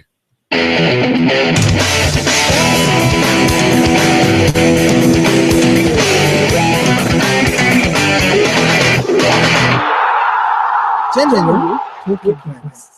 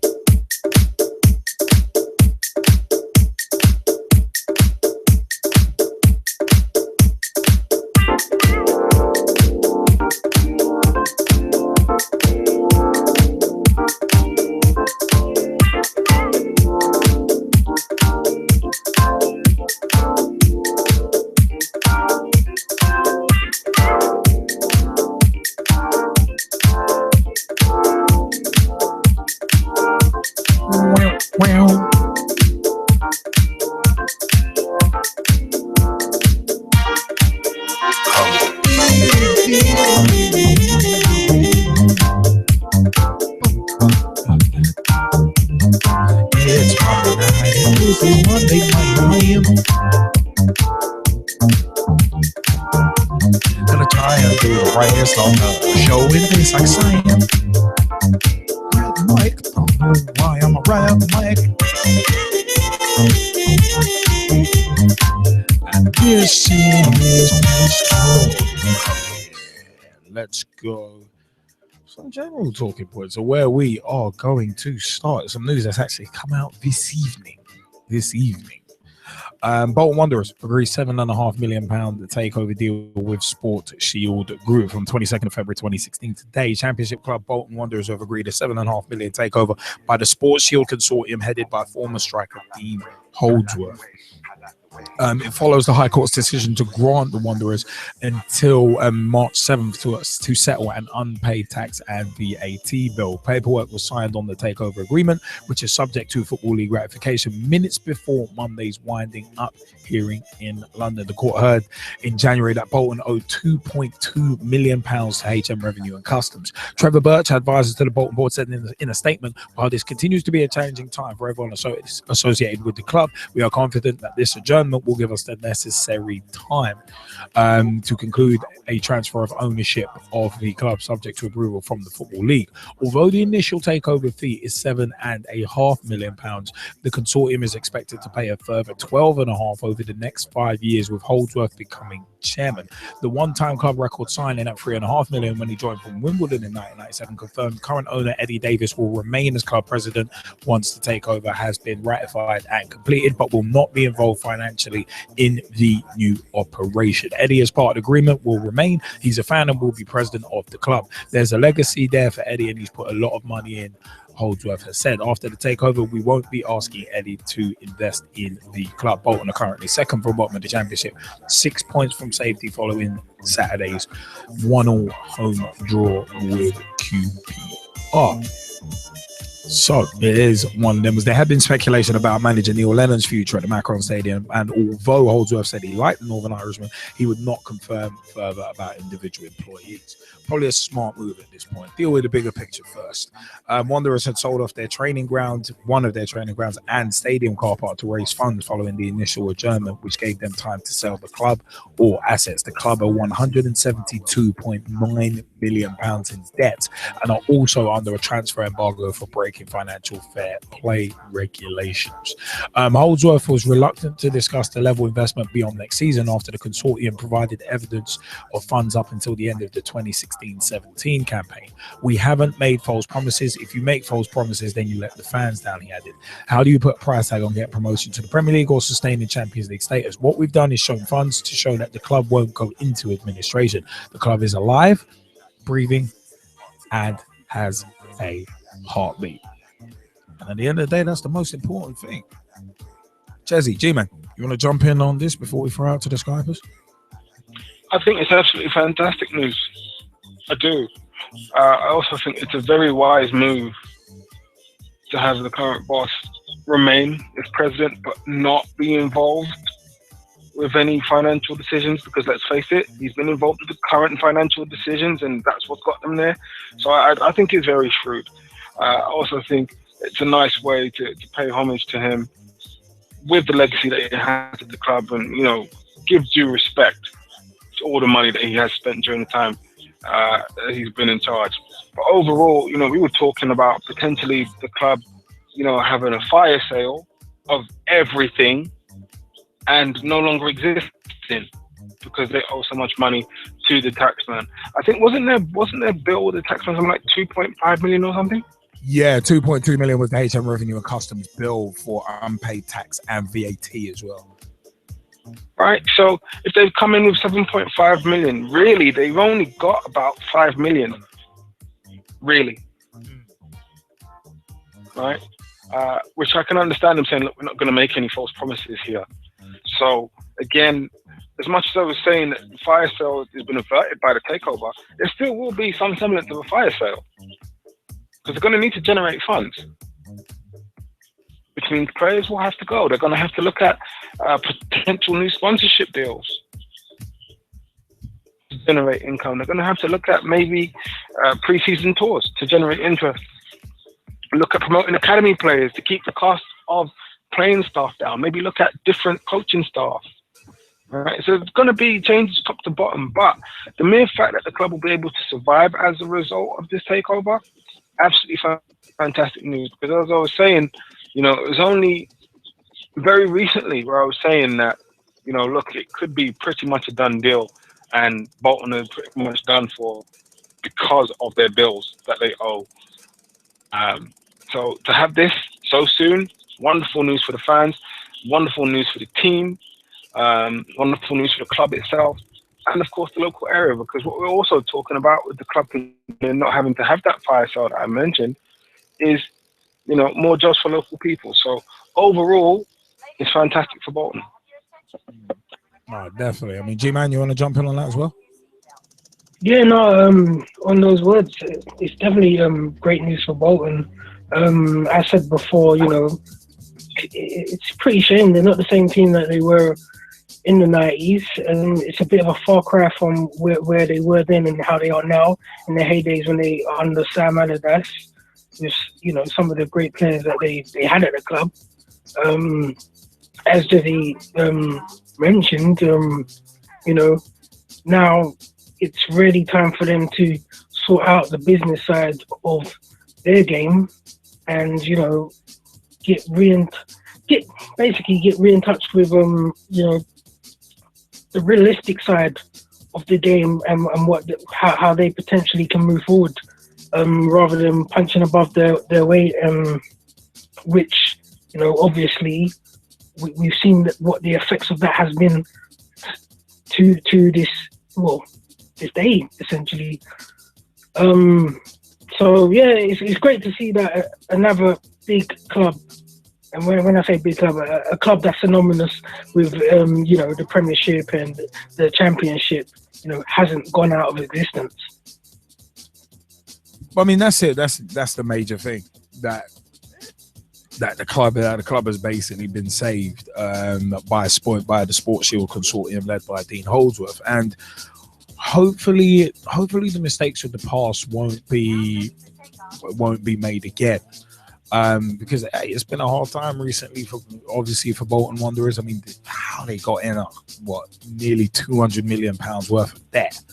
That shows you how they overspent when they were in the Premier League. So finances need to be looked at, and looked at very quickly and looked at very carefully as well. You'll find tooth comb kind of thing. But hopefully is the beginning of some stability for them. And yeah, G-Man is in the same boat. Also, we posted, Brad Hicks posted in the Facebook group about it earlier, where Ipswich Town have been served the winding up order, which for me was a surprise. And But what's it? Craig Taylor. Was that? Yeah, we've been hearing rumblings about this for a while, so it's kind of like it was just kind of waiting for the hammer to drop almost. But it's, I mean, this is the thing though. Club. This is why. Remember, G-Man Jersey. Remember when I was talking yesterday, whilst we were doing our testing, in regards to in regards to clubs having long-term plans. Yeah. See, this is the reason why I say clubs need long-term plans, and why a certain person in a certain Facebook football group was, in my view, an absolute moron, saying, "Oh, he was saying it in regards to Man United. Oh, why do Man United need a long-term plan? Don't they need something short-term?" And I'm thinking to myself, mate, we've seen examples of short-termism not working. We've seen it so many times. David Moyes, Roy Hodgson. Short-term plans don't work. They just don't work, and if they do, the success will be intermittent. It won't be consistent, because you ain't got no plan further than 1 year to when any smart business. And again, in the same Facebook football group, I'm having people trying to convince me, most businesses don't look past a year. No. That's where you're wrong. Most businesses, big businesses especially, look 5 to 10 years in the future. That's why they have stuff like financial forecast, cash flow forecast, not only for next year but years ahead. So it's one of them. I said a lot of football fans don't realize there's a problem until it's way past too late, and a lot of clubs seem to be reacting the same way as well. So it's for me. So then, it looks like Dean Holdsworth and Sports Shield and that consortium are being smart. They're not saying, "Oh yeah, we're going to do this, that." It's like, you know what? We've got a lot of work to do. We've come in. We've secured the short term. We're secured at least until the end of next season. We've secured the short term future of the club. We've got a lot of work to do, and we're not going to start making false promises about the long term future. They've been smart about it. They have been very, very smart about it, because they not only don't want to disappoint the fans, but hell, you wouldn't want to blacklist yourself in a business sense. So hopefully this is a period. This is going to begin a period of stability for Bolton Wanderers. There's no guarantee of it, but let's just hope. I think it was one of the Bristol clubs who got taken over in midweek as well. So it's kind of all right, a couple clubs getting taken over. All right, fine. Let's just make sure it's built on foundations. Yeah, Bristol Rovers. That's what I knew it was one of them. But it's a case of let's just hope that these takeovers that have happened in the last week, Bolton and Bristol Rovers, that these are built on not shaky foundations. Let's hope they're built on strong foundations. Concrete would probably be preferable. I mean, Russ Vernon, you wanted to jump in on the Bolton takeover, didn't you? I did, Liam. Yes, and it's a fantastic news for the club. I spoke to a couple of the media people at Bolton towards the end of last week, Liam, regarding when the takeover was going to go through, and they said to me we're going through Monday. And I've read earlier that I went through with moments before the winding up order was meant to be heard in London today, which is fantastic news for the club. And I know a Bolton fan, Meaden, is a good mate of mine, and I was actually speaking to him regarding the situation of Bolton a few weeks back and everything, and he was saying that he was hoping they could find a buyer and before today. Otherwise, they winding up the petition which we're going to have today, Liam. Because the current board and of directors, they couldn't pay the winding up fee which needed to be paid up today, and HM we're going to give them a grant, another extension. So we're going to go into administration today. But fantastic news for Dean Allsworth, consortium to take over. Fantastic news, and I must say, fantastic news about Mr. Roberts as well. Everyone in the weekly minute. Hopefully, Ipswich can get to this as well, Liam, and hopefully Ipswich can do find a buyer if need be, like Bolton haven't don't get issued up with this roundup, or don't get like put into administration. Leeds, we went into administration almost when bus a few years ago, but we've got out to it, and so it's sad to see clubs like that. Portsmouth, for another example, Northampton will have everyone again on the stage, but then new owners are coming in, want to turn on there. Hopefully Bolton can do that, and hopefully with the back of Phil Garcia, we mentioned last week, Liam, hopefully Bolton can stay up, and if we do, hopefully honour it in Phil Garcia's memory, and hopefully do stuff. And that's the rest in peace to Phil Garcia, and good luck to the new regime at Bolton Wanderers Football Club. Yeah, nice. I mean, it's what it was. Jaymie Bailey, you wanted to jump in as well, didn't you? Yeah. Good evening to everybody. I was quite happy to see that the club is saved. I want to play devil's advocate and say, just like I did with the whole CBE thing a few weeks ago, I'm going to play devil's advocate and think there's two ways of looking at this. It's good that a professional club has been saved, but again, I feel that there's another problem with grassroots again. And as much as this looks good on paper for professional clubs, grassroots need saving as well. And I'm coaching a team that's in a final. We got through to the semi-final. Got through to the final on Saturday. I think it's actually the AFA Cup, so you might know it, Liam. Yeah, very, very much so. Yeah, I think it's the AFA Cup, and we're playing. I don't know where we're playing the final, but it's another game where apparently we're playing against people who get deployed, who are from the army. A big respect to them, but as far as I'm concerned, they're only here just to play one or two games, and then that's it. Once they're out, they're out. And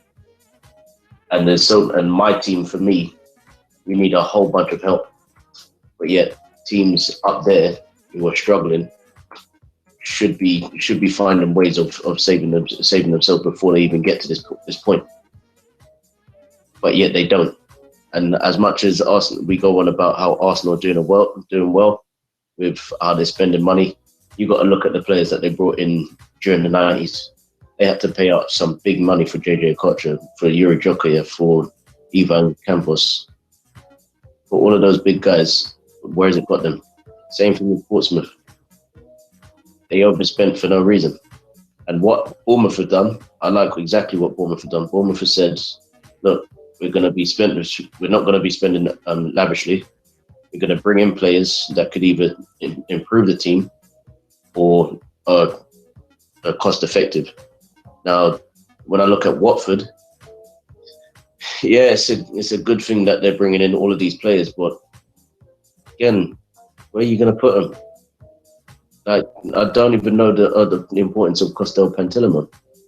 I don't understand the importance of half of those players. And then you look at this, you look at the Watford under-21s, and they're not doing great, but they're not in a poor position in their league.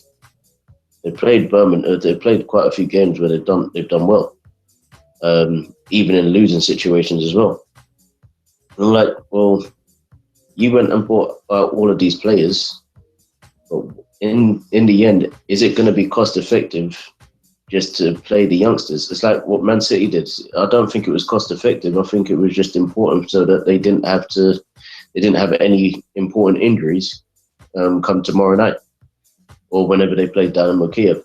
Well, that's what we were talking about in regards to the Arsenal. We're going to come back to that in a sec. But it's a case of like what you were talking about in terms of how Bournemouth are doing things was interesting, and in terms of what Bolton had done in the past with Kocher, Campo, Hierro, among others, and the Portsmouth situation. This is why I feel it's so important for clubs to have long-term plans. because if you don't even have a medium term plan, it's like hold on a minute. If you don't even have any idea where you're going, how are you going to expect to get there? And then when crap hits the fan, then what are you going to do? Because you ain't got no contingency plan in place because you weren't looking ahead.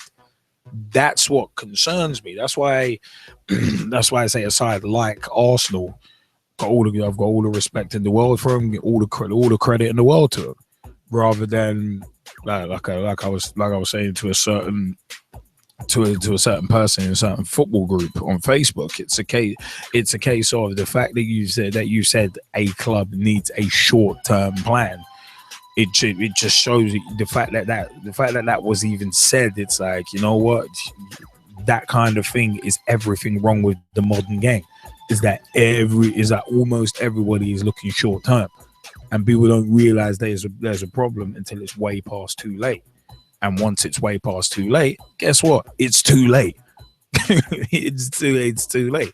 So that's what I'm saying. I'm hoping that Sports Shield and Dean Holdsworth and the Sports Shield Consortium have plans in place to get Bolton Wanderers back on an even keel again, because that's what's important. That's what's important in this situation, getting the club back on an even keel again. And it's only when you get back on an even keel can you then start to build. Because I was talking on Saturday actually after the BB Eagles 5s game, more on that later, to Ian Kerr from the Southern Amateur League, not the same Ian Kerr who does our A-League roundup, but Ian Kerr from the Southern Amateur League, who is looking at getting to the bottom of certain things and how to make clubs stronger and how to develop them at grassroots level, because the pros ain't gonna help us out, so we've got to do it ourselves. And it's interesting you mentioned that, Jamie, but the fact is it's a case of organization is key. Organization is key, and if Sports Shield can get stuff organized, then they can begin to build. If you ain't got organization, whether it's on the pitch or off it, you can't build anything. You can't build any success. And yes, success has to be built. Consistent success is built, not bought. Because you can fling money at any situation, doesn't mean that money's going to get spent right. So that's one of the things where I'm hoping Sports Shield, just for purely for Bolton Wanderers' sake, get it right. That's where I'm hoping. I know I wasn't playing in Paravel, but yeah, that's where it is. It's just hoping. It's just hope more than anything. But oh yeah, speaking of looking at long term and actually looking at the bigger picture, that kind of ties in quite nicely to our next talking point. FA Cup replays could be scrapped in order to trim fixture lists. This is originally from the 16th of February 2016. Scrapping FA Cup replays and playing midweek rounds were among a range of measures being considered to trim the fixture list in English football. With 2 domestic cups added to an intense Premier League, top flight clubs fear a congested calendar damages their chances in European competitions. Hold on to that sentence, because I'm going to come back to that. Football Association also has concerns the season leaves the national team tired for summer tournaments. Other talks reportedly feature reducing League Cup semi-finals to one leg. Discussions are at an early stage, and any changes to the FA Cup would only come into force once the existing TV broadcast deal ends in 2018. The Football League would need to sanction any changes to the League Cup. A move to scrap FA Cup replays could mean a financial hit for lower league clubs whose chances of earning big paydays at top flight stadiums would be reduced. Again, another point to hold on to. But it's understood the FA is keen to maintain the integrity of the competition and ensure funds are distributed throughout the football pyramid. Sorry, I could not say that with a straight face. More than £13 million in prize money and broadcast fees has been paid out to clubs this season. Replays keep clubs afloat. I don't know any clubs at this level making money, said Shrewsbury manager Mickey Mellon, whose League One team were actually beaten at Manchester United in the FA Cup 5th round today. Yeah, without them we could lose clubs, but to get that extra money, get that extra money in will only help us improve our football club. Replays not only provide smaller clubs with a financial boost, but also a greater chance of success. For example, a lower league club drawn away to more illustrious opposition are likely to have more chance of progressing if they can force a replay on their own ground. That's the dream for anybody at this level, to go and play and prove you can function at those levels, added Mellon. If you give us less of a chance of doing that, it takes a massive part of the romance out of the cup. Now, as well then was Liverpool boss Jurgen Klopp has voiced his concerns about the number of domestic fixtures facing his team, in addition to their Europa League exertions. From start to finish of the Europa League is basically 19 games, which is literally half a Premier League season. The Reds have also faced replays in the FA Cup third and fourth rounds. Klopp has also recently said that too many games were harming the England team and suggested other European countries benefited from a winter break. England have not reached the semi-finals at any of their past 8 major tournaments and were knocked out of the group stage at the 2014 World Cup in Brazil. Manchester City, meanwhile, were furious that their Champions League prospects had been harmed, having to face Chelsea in the FA Cup fifth round on Sunday, which we've discussed and we're going to come back to, 3 days before they faced Dynamo Kiev. Now, I said basically, scrapping FA Cup replays. What would it mean to the Football League? One of the most famous FA Cup replays of recent times came after League Two side Cambridge United drew 0-0 with Man United at home in the fourth round of last season's competition. They lost the replay at Old Trafford, but from 2 matches, both of which were televised, they made £1.3 million, which have been spent on improving off-field facilities like their changing rooms. It wasn't just about the money, said Cambridge United's chairman Dave Doggett. That money is important and we've used it wisely, but there's the excitement it generated in Cambridge, and the people who are not interested in football were in front of the television. That's what memories are made of. Doggett has pointed to a long-term benefit for clubs and communities that go further than just 2 90-minute games of football. Our attendances have gone up this year, more mums and dads with their children, he said. Once people have experienced live football, they want to come back.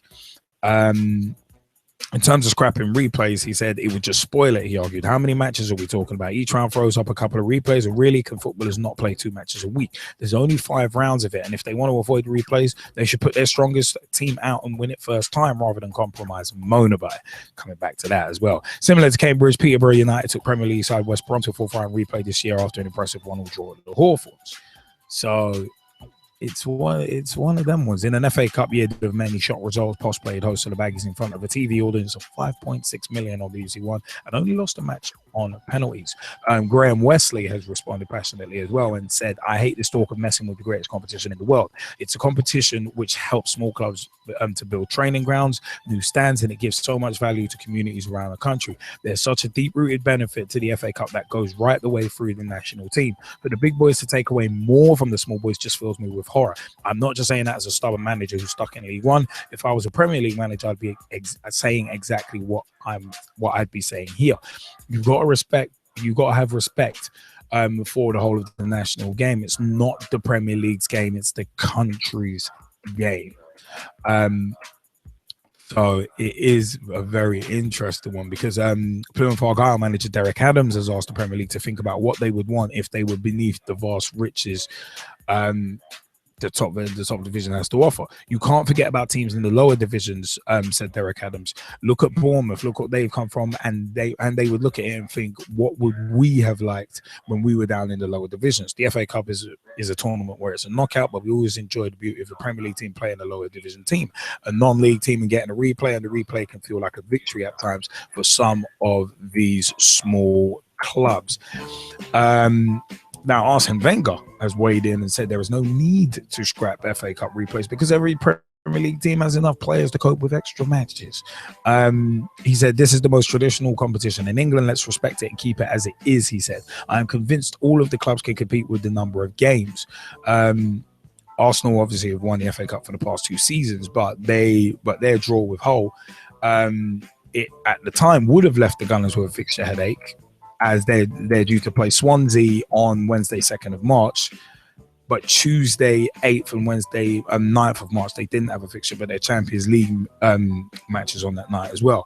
So the FA Cup 6th round is scheduled to be played on the 12th of March when Arsenal were due to play West Brom. But it's one of them ones. But despite that potential problem, Wenger does not want the competition changed. So interesting one here. A lot to take in. Jesse, G-Man, your view first. Well, I have to say I agree. Right? The FA Cup isn't broken. It's wonderful just how it is. Why are we wanting to change it? Right? Like the thing about the FA Cup, it's been going in this format for how long now? And there weren't any complaints before. So let's just forget all about those and move on, shall we? Now, I understand the talk about a shortened domestic season in the league, especially at the top level, and the impact on the national team, blah, blah, blah, blah, blah, blah. Here's my view on all of that, right? The Premier League and the top division, as far as I know, has always been 20 teams, right? It didn't hurt you before. And realistically speaking, that's not the problem. It's not the problem. Right? The winter break is not really the issue. What did Arsene Wenger say in his summation? The clubs have enough players to deal. Right? So where has that gone? If that's not gone anywhere, then the clubs still have enough players to deal with the fixture congestion. Therefore, my advice to everybody who's crying and complaining and moaning, you know what you do? Grow a certain man up. That's what you do. Right? When your team is losing, you know what you do? Grow a certain man up. And try and win the game. When you get a player sent off, you know what you do as a team? Grow a certain man up. And make it even more difficult for the other team to score. So all of this, with the complaining about the fixture list and everything else, you're just looking for a new excuse as to why the national team isn't doing well. Let me tell you why the national team isn't doing well. Coaching, lack of playing time for national talent in the top 3 divisions, lack of bravery in selecting said talents from the top 3 divisions. Right? Resolve those things, and then you go and you have a squad that's capable of competing. Right? Now, is the top division, or top 2 divisions, working in accordance with the FA for some sort of mutual goal? No, they're not. Let me tell you what the top 2 divisions are about. Let me tell you what the FA is about. And oddly enough, it's the same thing. Money. It's not about football. It's not about making the national team as good as it can possibly be and to have the national team be at a stage where they can go and win trophies. Right? If you really want to help the national team, do you know what you do? You put a limit on foreign players. You say that there can be no more than 6 in a matchday squad. Fair, because there's money being made. No, I know, but I'm saying if you really want to help do something like that, make it mandatory, right? That former players that have played in the under 21 and reserve teams that are of the country's nationality have to play in the top league. Make it a rule, make it a law. Is it that difficult to do something like that if you really want to go and progress the national team? Is it really that difficult to actually say, no, instead of this paltry 60 million, we need to put even more money in grassroots because that is where the future stars are going to come from. Right? It's actually mandatory that all of the clubs at the different levels have a certain standard of academy. Right? And that the coaching is of a certain standard at each of these academies. Because that's where the future stars come from. That there's more outreach programs in local communities to promote football. Because that's where the future stars come from. Right? More education about player safety and development and coaching. Because that's where the future stars of the game comes from. And if you're not going to do those things, let's not have a discussion about the FA Cup because we're talking about the wrong thing. The FA Cup is not the problem. You know what the FA Cup does? It gives those same young players a chance. because the league games are too important. Well, in part. European games are too important. Yeah. And the same for the League Cup. Well, in part, that's why I was saying about. Chance. That's why I was saying about. I was saying when you were mentioning about Man City and the team that they picked against Chelsea. That's why I kind of wanted you to hold the point until now, because it just ties in. But it's Josie, if you want to continue. No, I think I've kind of said enough on it, to be honest. I'm going to throw this over to the G-Man, but I just think the whole talk about the FA Cup and even reducing the Premier League to 20 teams and having a limited schedule with a winter break and poppycock. Absolute and total poppycock, because the teams have enough players, as Arsene Wenger said, to cope. If the teams didn't have enough players to cope, I can understand that argument, but they do. And one of the best managers in the country has told you that. So if he's telling you that, what else do you need to know? If he's telling you the number of players isn't the problem, maybe it's the quality of the players. Maybe it's the quality of the coaching. Maybe it's the outreach programs. Maybe it's the raising awareness of the game. Maybe it's the grassroots not being supported in the way that it needs to be supported. That's the problem, as opposed to anything else. G-Man? Well, you know what? You've made some very good points, and there's some very good points in the article as well. What Arsene Wenger said was also interesting, but to be fair, I disagree. Like, for years, you can say for the last 5 to 7 years, there has been the constant talk about fixture congestion, especially when we get to the last stages of the season, especially when we get into the later stages of the FA Cup, where some ties are drawn out into the replays. And simply, if cutting replays out of the FA Cup could help with, removing some of the fixture congestions, I'm all ears to that. I think that would be perfect, because we talk about the magic of the FA Cup. I don't see how the hell in Blue Moon, we would lose any magic if there was no replays. From my point of view, yeah. And this is touching on to how serious teams would start taking the FA Cup again, because I feel again some teams are having a blatant disregard for the opponents that they're playing in latter stages, whether they feel that they're smaller teams than themselves.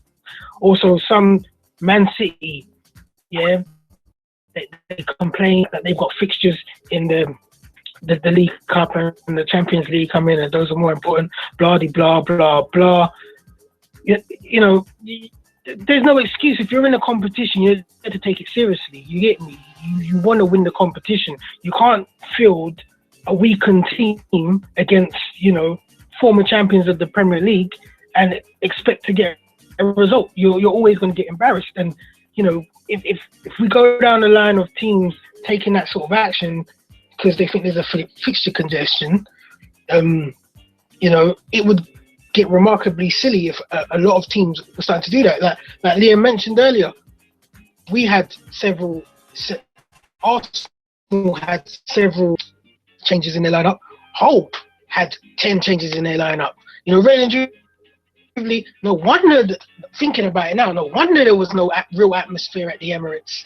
No wonder the game played out in the way it did.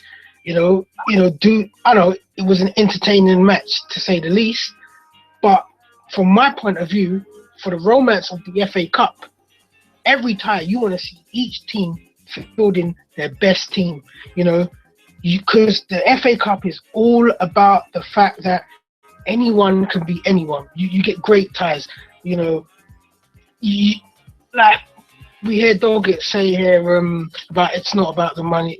No, the money is important and we used it wisely, but there's an excitement generated in Cambridge, and people who were not interested in football were in front of the television. Well, you don't need a replay for that to happen. You just need the luck of the round. If you were to beat Man United in the person going to be excited anyway because you've got through on penalties or however you got through, regardless of how you got through to the next round. So that excuse of it's great for the smaller clubs because it generates money. Yeah, it's good, but all of that could be achieved. Oh, okay. You might replay, but wouldn't you run for the next round? I know for some clubs financially, it might be better suited to them to get through to the next round and maybe lose, but I'm sure it would be even more exciting if you could get through to the next round, give your players a bit more excitement, and then face another big team. Yeah, I'm all ears for it. I would be happy for the replays to get scrapped if that means it helps reduce congestion, even if it's just a small part. It would help. That's where I land with it. Yeah, I mean, Mike Harniman, where are you on this before? Yeah, I think with me, basically the main points I've sort of said there in the chat really. I think replays have to stay for me. I know it's going to build up fixture congestion and stuff, but looking at it from a stadium's perspective, the fact that we had Spurs down here and we got a 0-0 against Spurs, had the chance to go to White Hart Lane, went to White Hart Lane, and got the money and all that from that, which you wouldn't get. So when I'm looking at it from that perspective, I say, right, keep the replays. I see what Gav's saying because he's saying it more from an Arsenal perspective, and I completely understand and partially agree with that as well. But for the bigger teams and the Premier League teams and so forth, yes, I understand that. If you're looking at it from lower league and the fact that you're drawn against Tottenham, yes, maybe the fact you're going to penalties and having a chance on penalties and on your home soil in front of your own fans might be an advantage there. But who doesn't want to go to White Hart Lane, for example, or to Old Trafford, or to the Emirates, or Stamford Bridge, or Anfield, or you know what I'm getting at? Yeah, definitely. No, definitely, and that kind of ties in. That kind of ties into a bit that I was going to say actually. But do you want to continue? Yeah, and I think it's even with Hull really as well. They've got a creditable draw at the Emirates. Now they've got a chance to face the holders on their own to go with that. So yeah, from that perspective, I do think that the replays need to stay. I think let's have a look at what else was I saying. I'll just go scroll up the chat so I can find everything. I was saying about Man City as well. Really, I think the way they were going about it on Sunday yesterday, I think that was very disrespectful to the competition. It was kind of on par with United going off to Brazil for me, and kind of like just completely disrespecting the competition. They've got 7 or 8 youth players in there, 3 that come off the bench, and they sort of even have Sterling there on the bench, just sort of sit there and watch, just to make up the numbers or whatever it was. And it's just completely disgraceful really to the competition. I think when Chelsea looked at that and they looked at that Man City team, they would have been laughing. They seriously would have been laughing because they would have been like, right, Man City obviously don't care about this competition, want to focus on the League Cup or the Champions League or the Premier League or whatever it might be, or all 3. And Chelsea, just completely dominated them from start to finish. And with, it's kind of, as they said, it was men against boys. It was exactly that. And going back to Arsenal again, Arsenal were playing squad rotation players that had international experience, players that have been in and around the first team for a number of years, and that's where I think we're in the competition of Man City or not. I think if Man City had a mixture of first teamers and players coming back from injury, and maybe 1 or 2 youth like we've done with Iwobi, then they might still be in the competition. That's all I'm saying. I mean, you know what? I want to ask Jaymie Bailey actually before I come in. Jaymie Bailey, what do you reckon quickly on this subject of potentially scrapping FA Cup replays? What's your 2 cents? All right. Yeah, I think it's probably a good idea just to scrap it. Too many games are being played at the moment, and there's no break, and there's no progression towards the FA Cup. I like the fact that there's there's the other side of it of having the replays, and it's a big money spinner for other people. But to be honest with you, again, it's just pointless. For me, it's just pointless. I look at the German FA Cup. It's the only cup that they go for now. It's like the top teams are seeded so that so that they have to go to Division 3 teams, and really and truly that is a good thing, because then the Division 3 teams or the teams that are not in the top division now get a chance to play against the top teams in the top division, and it means that they can generate some money out of it as well. Yeah, but then seeding is kind of a questionable way of doing things, because that keeps the top teams. That basically keeps the top teams at the top, like the way they do the Champions League seeding. It's one of them. That's how you end up getting Real Madrid and teams like Malmo and that kind of thing. So it's kind of like, I don't know if I'm personally not a fan of seeding. I think anyone should be able to face anyone. Yeah. All right, that's fine. I'll try and finish up before I get cut off again. The one thing that I see it as is almost a distraction as well, because they've chopped down quite a few international games, which understandable as well. There's no reason for them to be played. Looking at the FA Cup, the League Cup as well. If you restructure the entire steps from Premier League all the way down to probably, I don't know, grassroots, you won't have this issue. You can literally just scrap it and say, fine, this is how it's going to be. If you put the FA Cup with the top three leagues, forget about the non-league, because they're not really going to go anywhere. Then you look at the League Cup, forget about having midweek games. Just give it to the league, the Championship, right down to League 2. You give the Johnson Spade Trophy. What is the point in it? Give it to the non-league. You look at the Vanarama FA Cosmo Trophy. Scrap it. Just give it to even further down the non-league players teams there. If you keep on doing it that way, and some teams do get the chance to go up to play at Wembley, yeah, fine. But really and truly, all of these things are just pointless. Absolutely pointless. We're talking about it, but it's not going to happen. And like Jelly said, it's all about the money. So regardless, as much as we're having our opinion on it, the main people like Greg Dyke is leaving, and all of the other people, it's only going to come to one decision.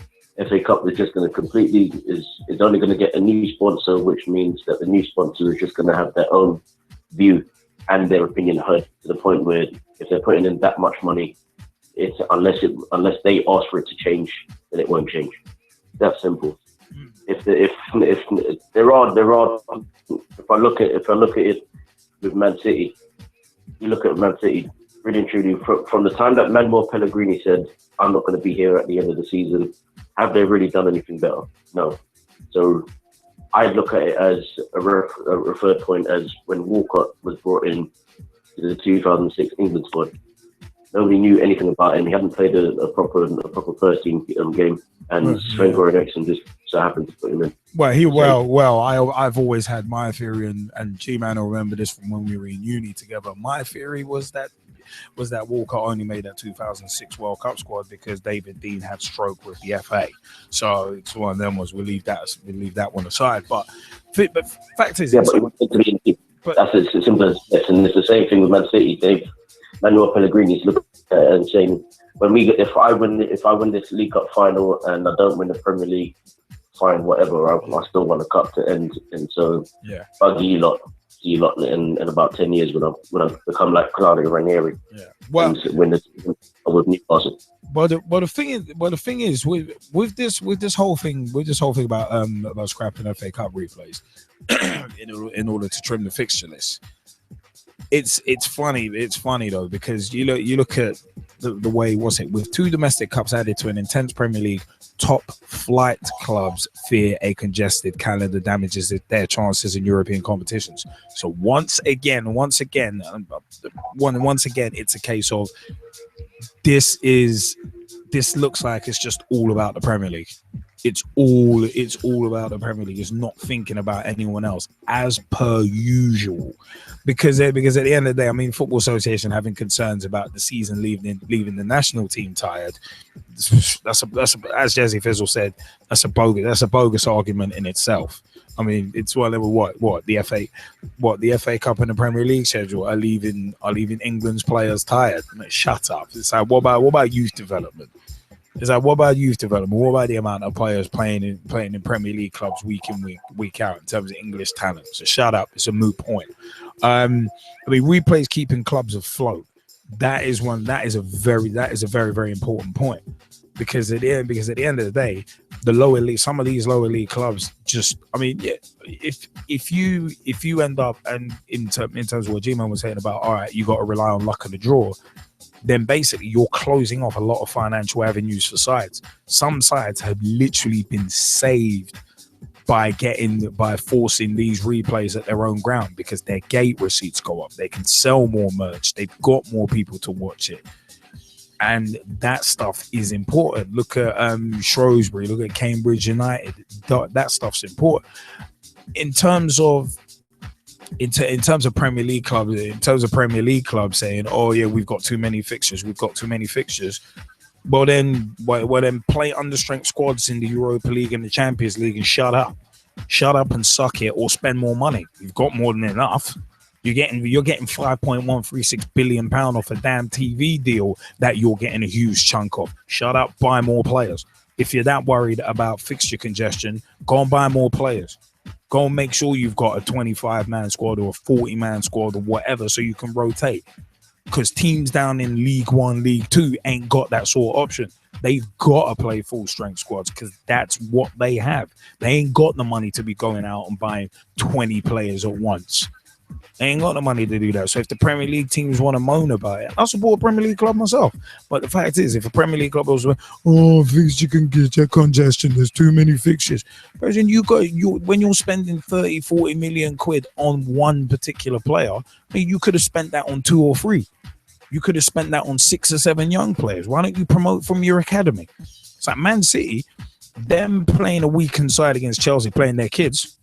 Personally, I've got no real problem with that because they've got Dynamo Kiev 3 days later. What are you going to prioritize? Champions League or the FA Cup? Everyone's going to go Champions League. So it just makes sense. And the fact of the matter is, there's a lot more money, and it always comes back to money. There's a lot more money in winning the Champions League than the FA Cup. You want people to take the FA Cup more seriously, put more prize money in it then.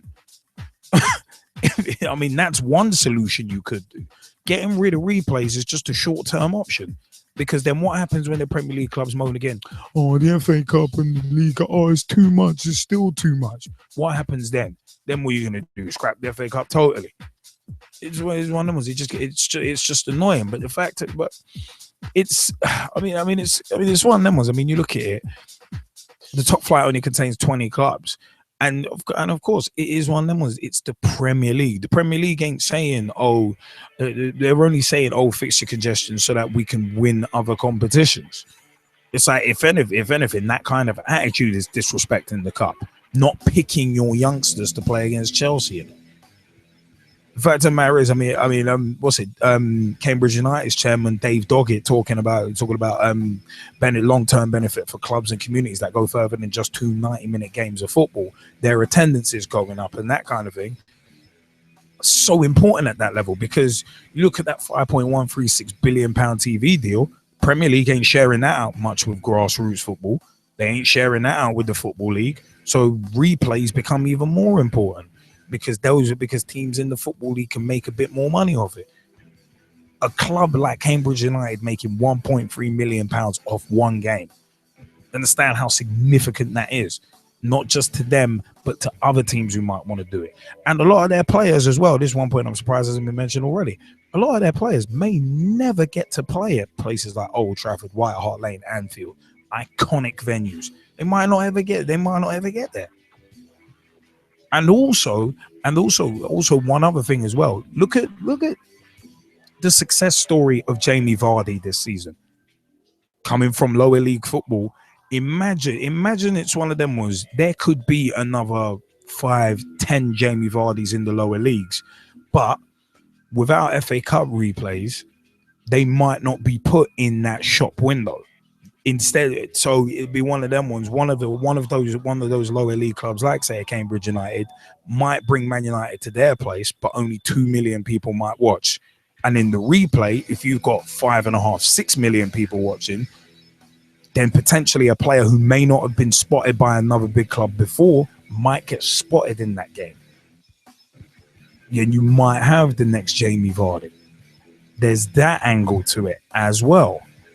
So it's one of them. Scrapping FA Cup replays. It's a case of again, it's one of them ones. Wouldn't have to even be talking about this. Wouldn't even actually have. I mean, you could. Kevin Davis. That's what I'm thinking of. Kevin Davis made his name for Chesterfield in that 3-3 draw with Middlesbrough, and then that went to a replay. I think it was back in 96, 97. Remember that? Some may, some may not. You see how some people can make their name based on an FA Cup run, along with these replays as well. I mean, it's just one of them ones. I mean, it's a case of I'm in agreement with Arsene Wenger. I'm convinced all the clubs can compete with the number of games, because at the end of the day, you got enough players for it. Not to submitting 25-man Champions League squad, 25-man Premier League squads, all that. It's a case of the big clubs need to shut up and, in all honesty, need to shut up and suck it and get on with it. Because at the end of the day, you can't be complaining about too many fixtures. How much did you spend on players last year? 200 million. Okay, cool. How many players did you buy? 3. Life sucks and then you die. That's your own fault. Shut up. Shut up about fixture congestion and spend your money more wisely. Because it's not as if the Premier League ain't rolling in money. Injuries, all right. Injuries is a different thing, but there's the emergency loans market for that. And funnily enough, there's rumblings that might be getting closed soon by FIFA, but we'll discuss that another time. I mean, G-Man, you were going to say something? I was going to say, one question I'd like to ask you and Arsene Wenger then is, doesn't all leagues in basically the UK, are they all suffering from fixture congestion though? Especially when they're in, just say, a League One side or a League Two side is having a good run in the FA Cup. In theory, yeah, but it's only whoever's got the best of their ground. The January and February parts of the season, don't they tend to suffer from fixture congestion themselves? In theory, yeah, but it's only the Premier League whinging and complaining about it. You notice that it's only Premier League teams whinging and complaining about that because they want to go and win in Europe. They want to do this, want to do that. It's only the Premier League teams complaining about it because it's one of them. Is because the money is spread so unevenly within the football pyramid.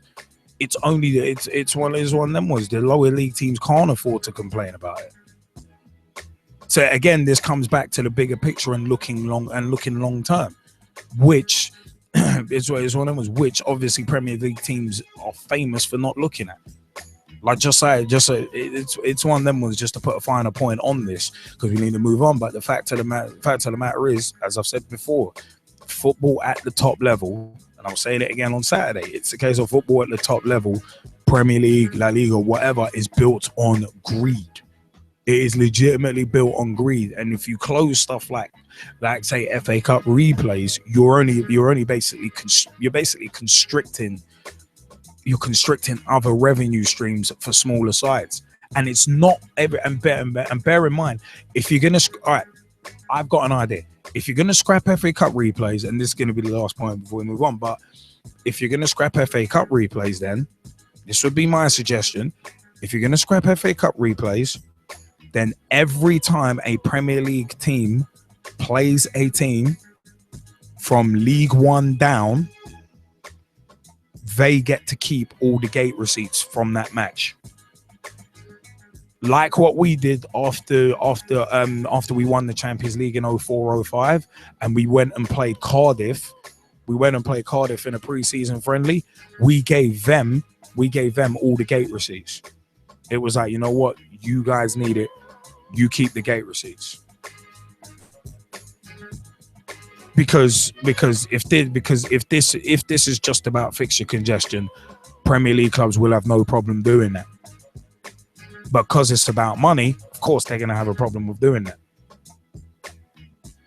Solution driven here, and that's my idea. So, it's one of them ones. But you know what, yeah? It is one of them ones where we do have to take a quick little pause for the cause. We still got more show, though. Still got more show, but I would like to thank everyone for their views so far, but we will be right back. See you in a minute, folks. The football talk show that holds back nothing on opinions. Straight shooting LJA. Hi, I'm John Sitton. Grassroots coach Manisha Taylor. Hello, I'm Rob Perez. G-Man. Samira Sawhney, Motivate Sports and Fitness. Christian Carambeu. Matt Hodgson, Director of the 4-year plan. We the people, for the people. Jazzy Fizzle. Your Monday night footballing fix. Make sure you join the revolution.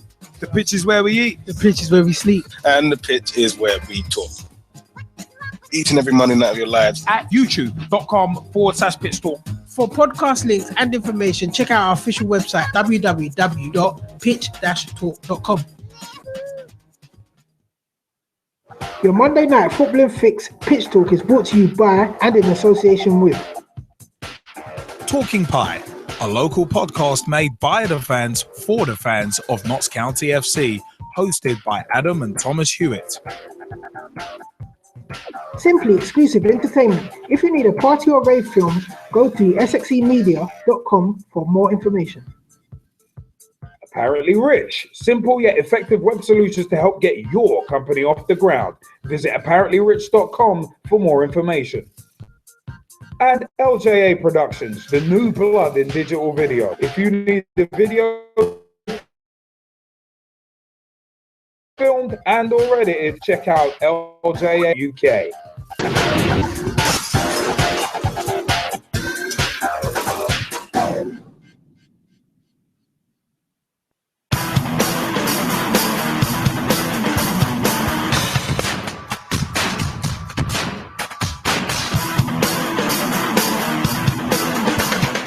LJA Productions, the new blood in digital video, offering video production services such as video editing, video encoding for the web, including YouTube and Vimeo, audio recording, filming of interviews, promos, live events, and much more. Get in touch at www.ljaproductions.co.uk or twitter.com/LJA Productions and let the new blood in digital video promote you.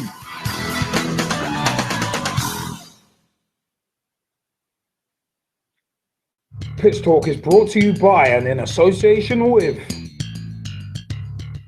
the one-stop shop for all your coaching needs, Motivate Sports and Fitness. Check out motivatesportsandfitness.com for more information. The new football culture magazine, Thin White Line. Check out thinwhitelinemagazine.com for more information. Storm FM with new hot releases played daily. Feel the boom at stormfm.net. Two girls with their Bonnie Scotty trying to cover as much women's football as they can. Girls on the Ball. Check out girlsontheball.com for more information.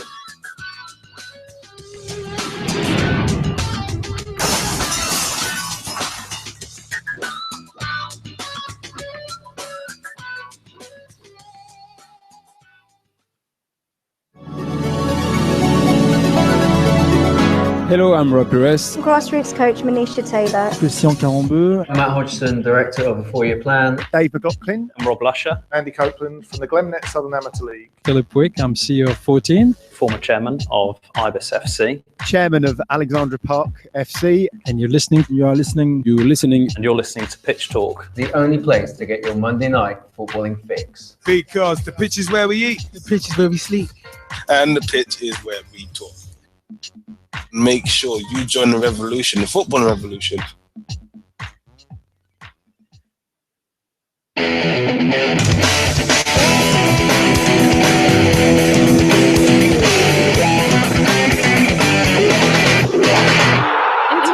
and continental talking points.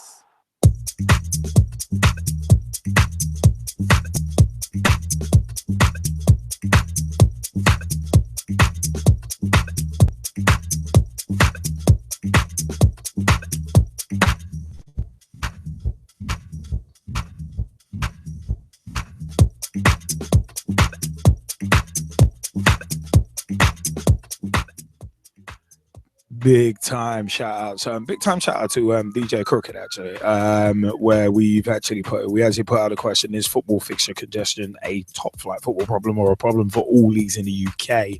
And he said should have added another option: any club in Europe. So top 6 or 7 teams in terms of fixture congestion. So it's a good shout on that one actually. I'll come back to that. International Continental Talking Points. Where we're going with this is FIFA presidential candidates because the election's coming up. 26th, Friday 26th of February to be perfectly exact, is when the FIFA election takes place. And you know what? It's all lemons. We're gonna have a look at from ESPN FC actually. Who are the FIFA presidential candidates and what do they offer? Now, first one, Prince Ali bin Al Hussein, who's Jordanian and he's 40 years old. His background, he's the son of a former king of Jordan who died in 1999, half-brother of the current king. He's the president of the Jordanian Football Association. Highest office held in football was the vice president of FIFA, representing Asia from 2011 to 2015. He was also a paratrooper in the Jordanian army, as well as president of Jordan's Film Commission. His biggest selling points, he received more than a third of votes when he ran against Sepp Blatter last year. He's been very open and forthright with his manifesto and is entirely untouched by scandal. His weak spot, though, is that he's only 40. And, well, some are saying that he got many of his jobs by virtue of who his dad is. But 4 years as FIFA vice president isn't an extensive resume. But his best idea is that he'll publish the Garcia report in full and make FIFA more transparent. And he is in favor of expanding the World Cup as well. The Garcia report, we discussed at length last year. Jerome Champagne is another one of the candidates. He's French, he's 57, former French diplomat who moved into football working on the 1998 World Cup and spent 11 years working at FIFA under Sepp Blatter.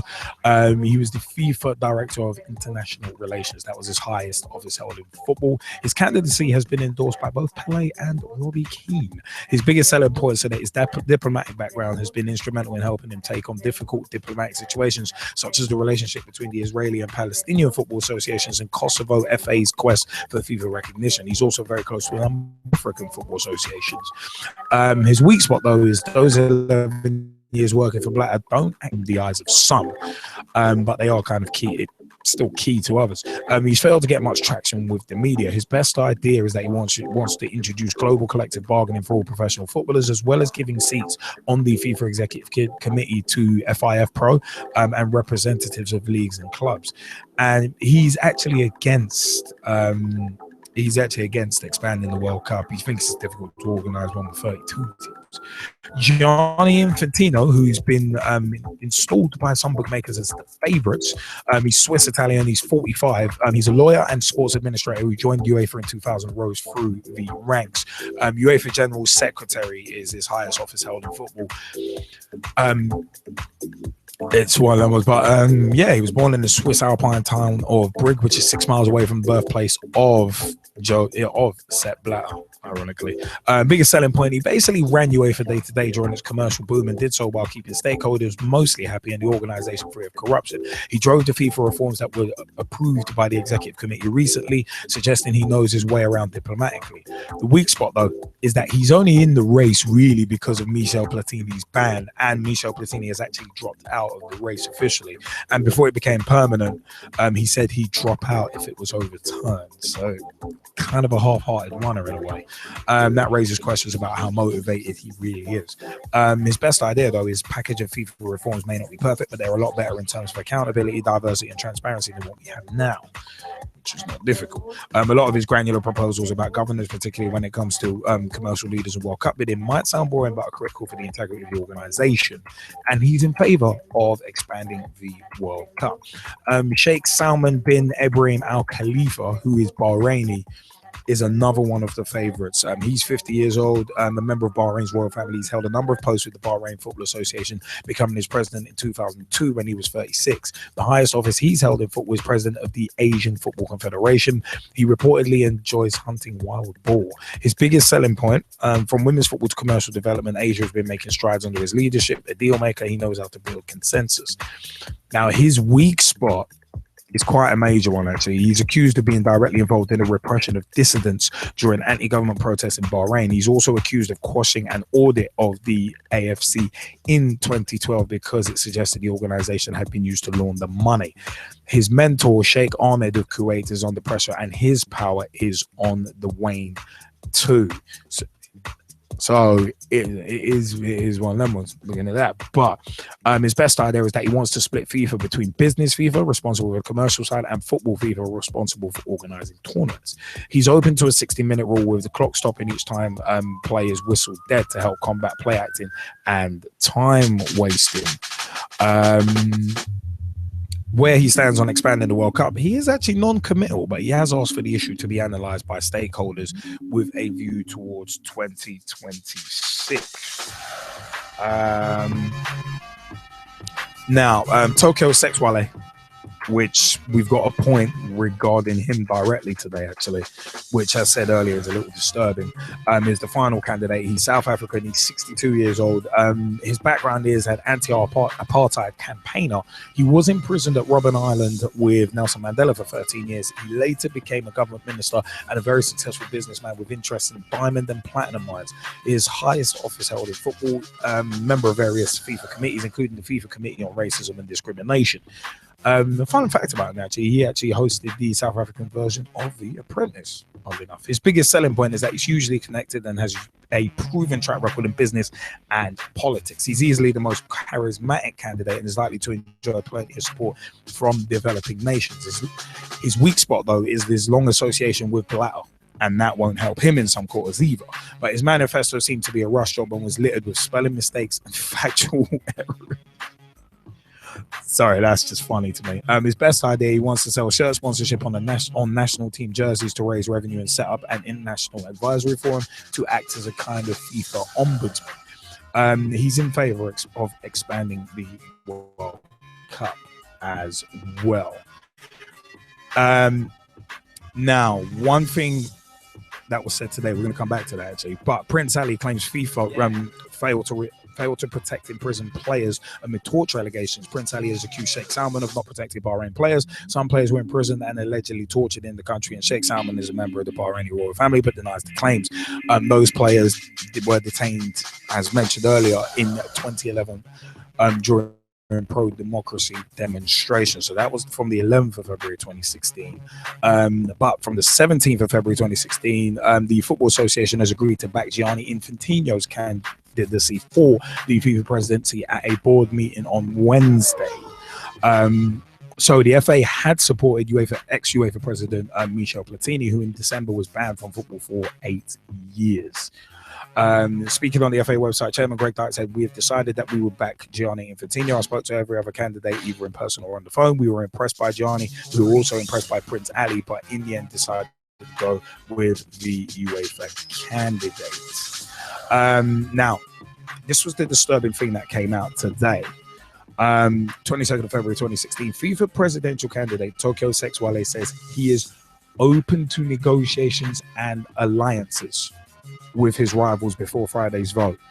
I'll tell you why this concerns me in a minute. But the South African faces Asian Football Confederation President Sheikh Salman, former FIFA Deputy General Secretary Jerome Champagne, Jordanian Prince Ali, and UEFA General Secretary Gianni Infantino in the race to succeed Sepp Blatter. Now, Sexwale said on Monday that he was a realist over his chances and hinted at striking a deal, adding, "It's like the Vatican, you never know what will come out."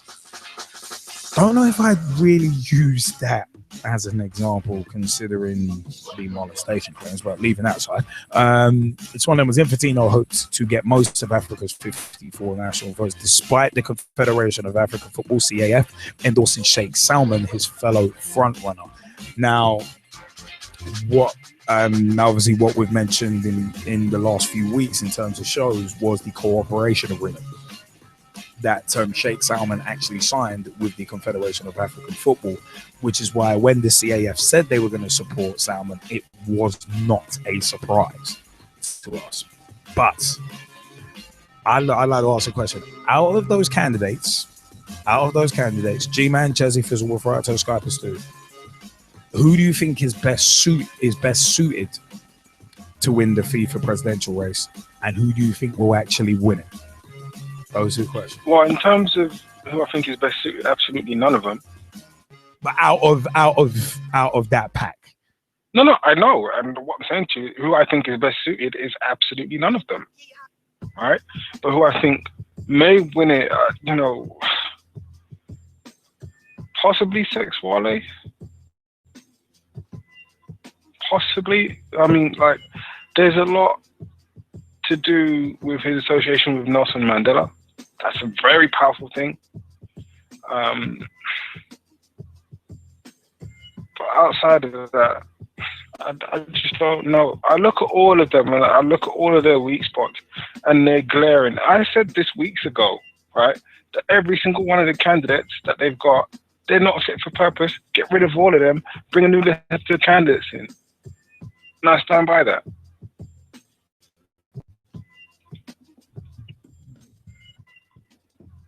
I mean, it's one of them ones. I mean, G-Man, would you reckon? You know what, Ian Wright? Didn't even run. You're throwing Ginola into the mix.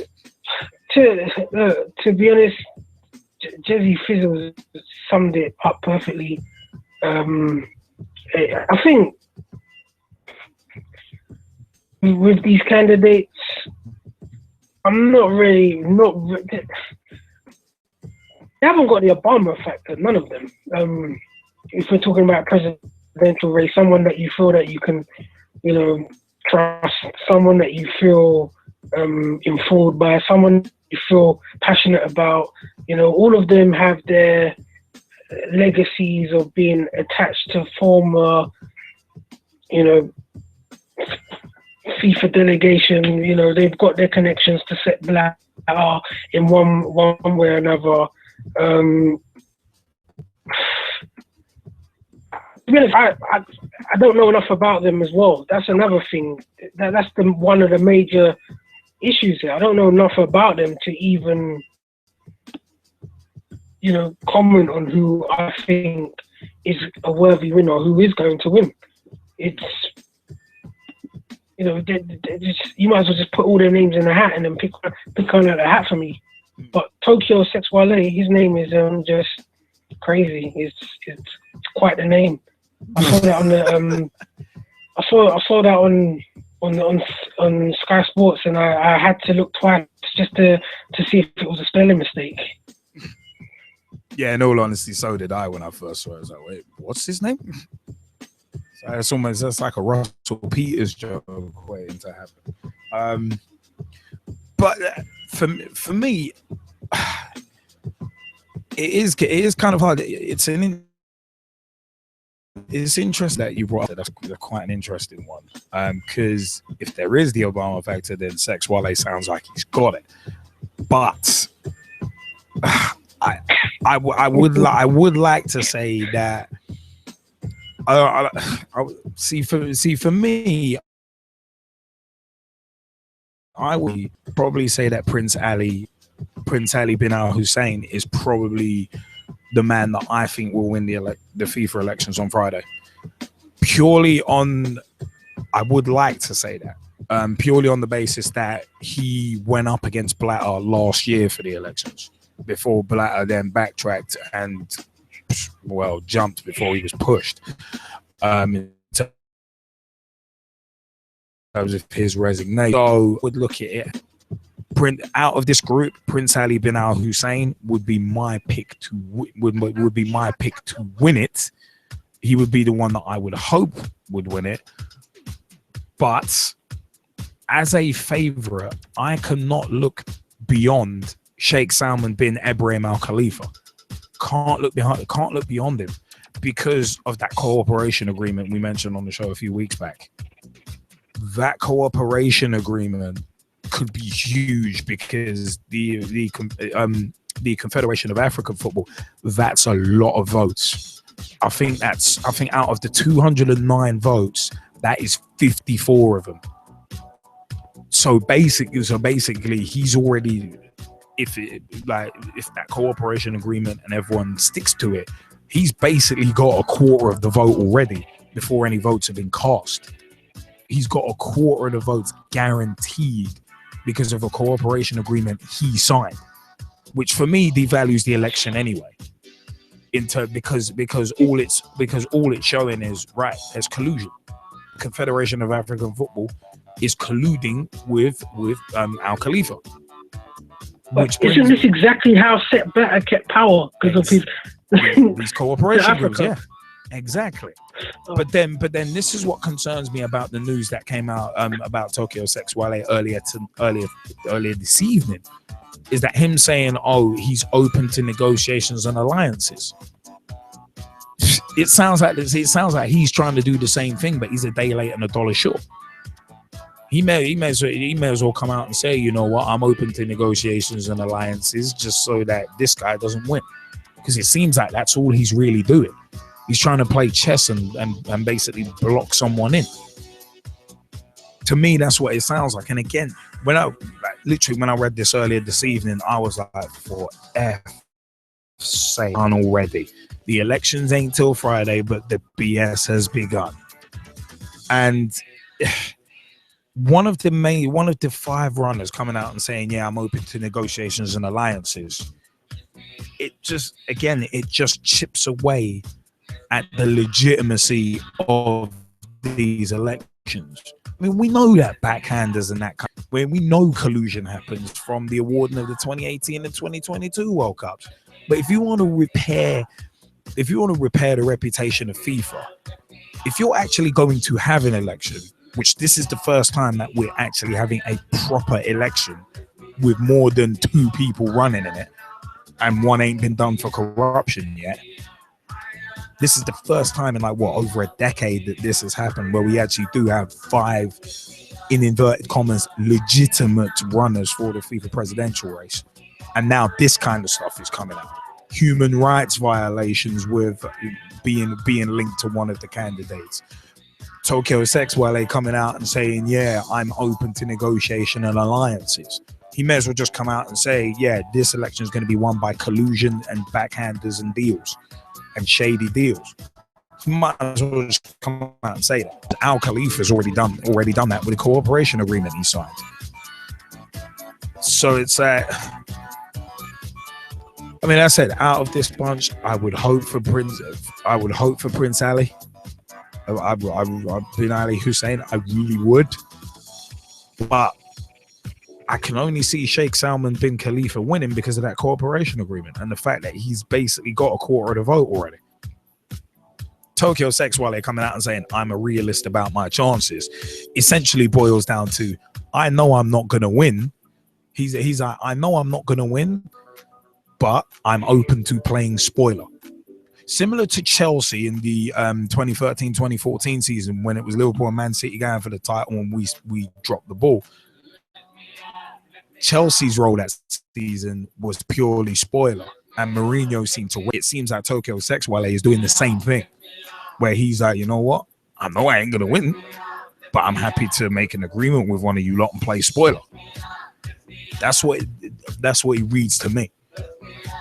Gianni Infantino, the reason why I wouldn't put him as a favorite, the reason why I wouldn't put him is just because I'm not sure about his passion for it.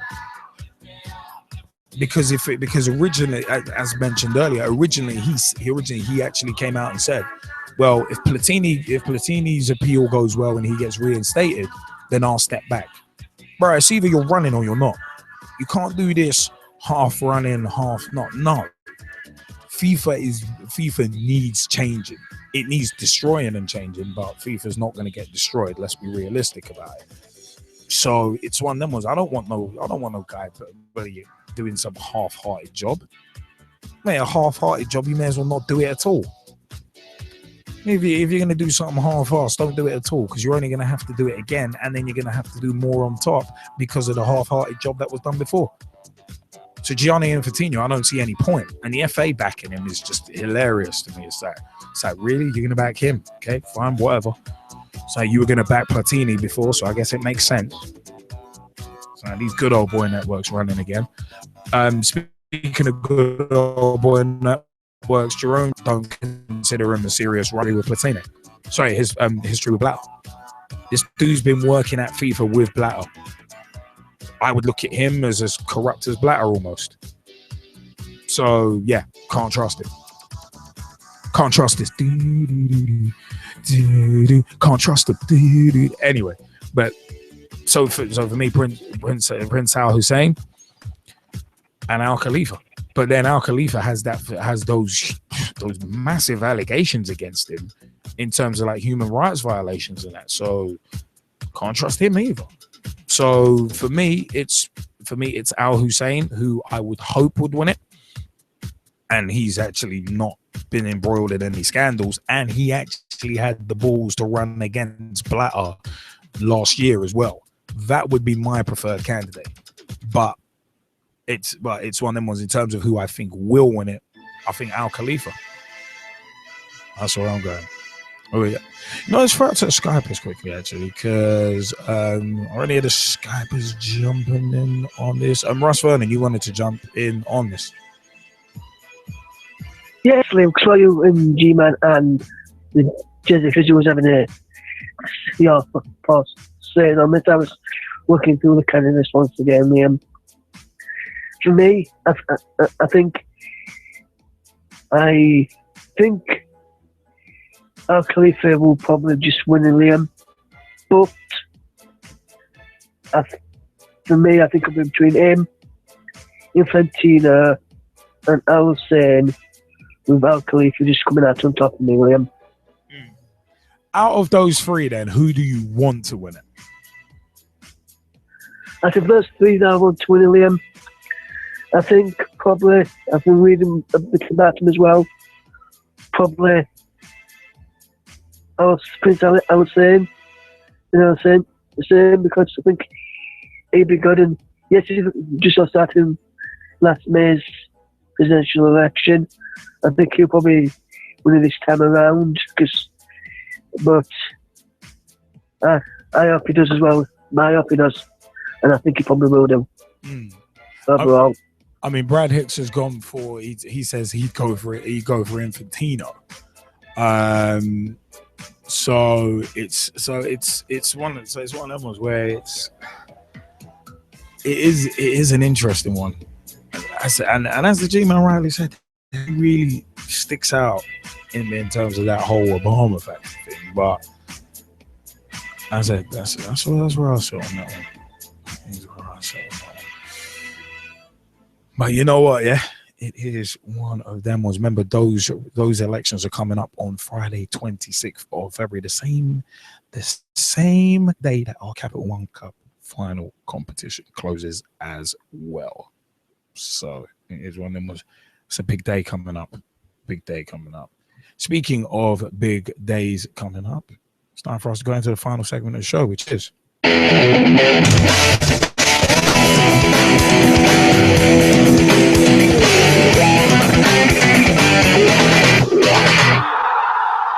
Groceries.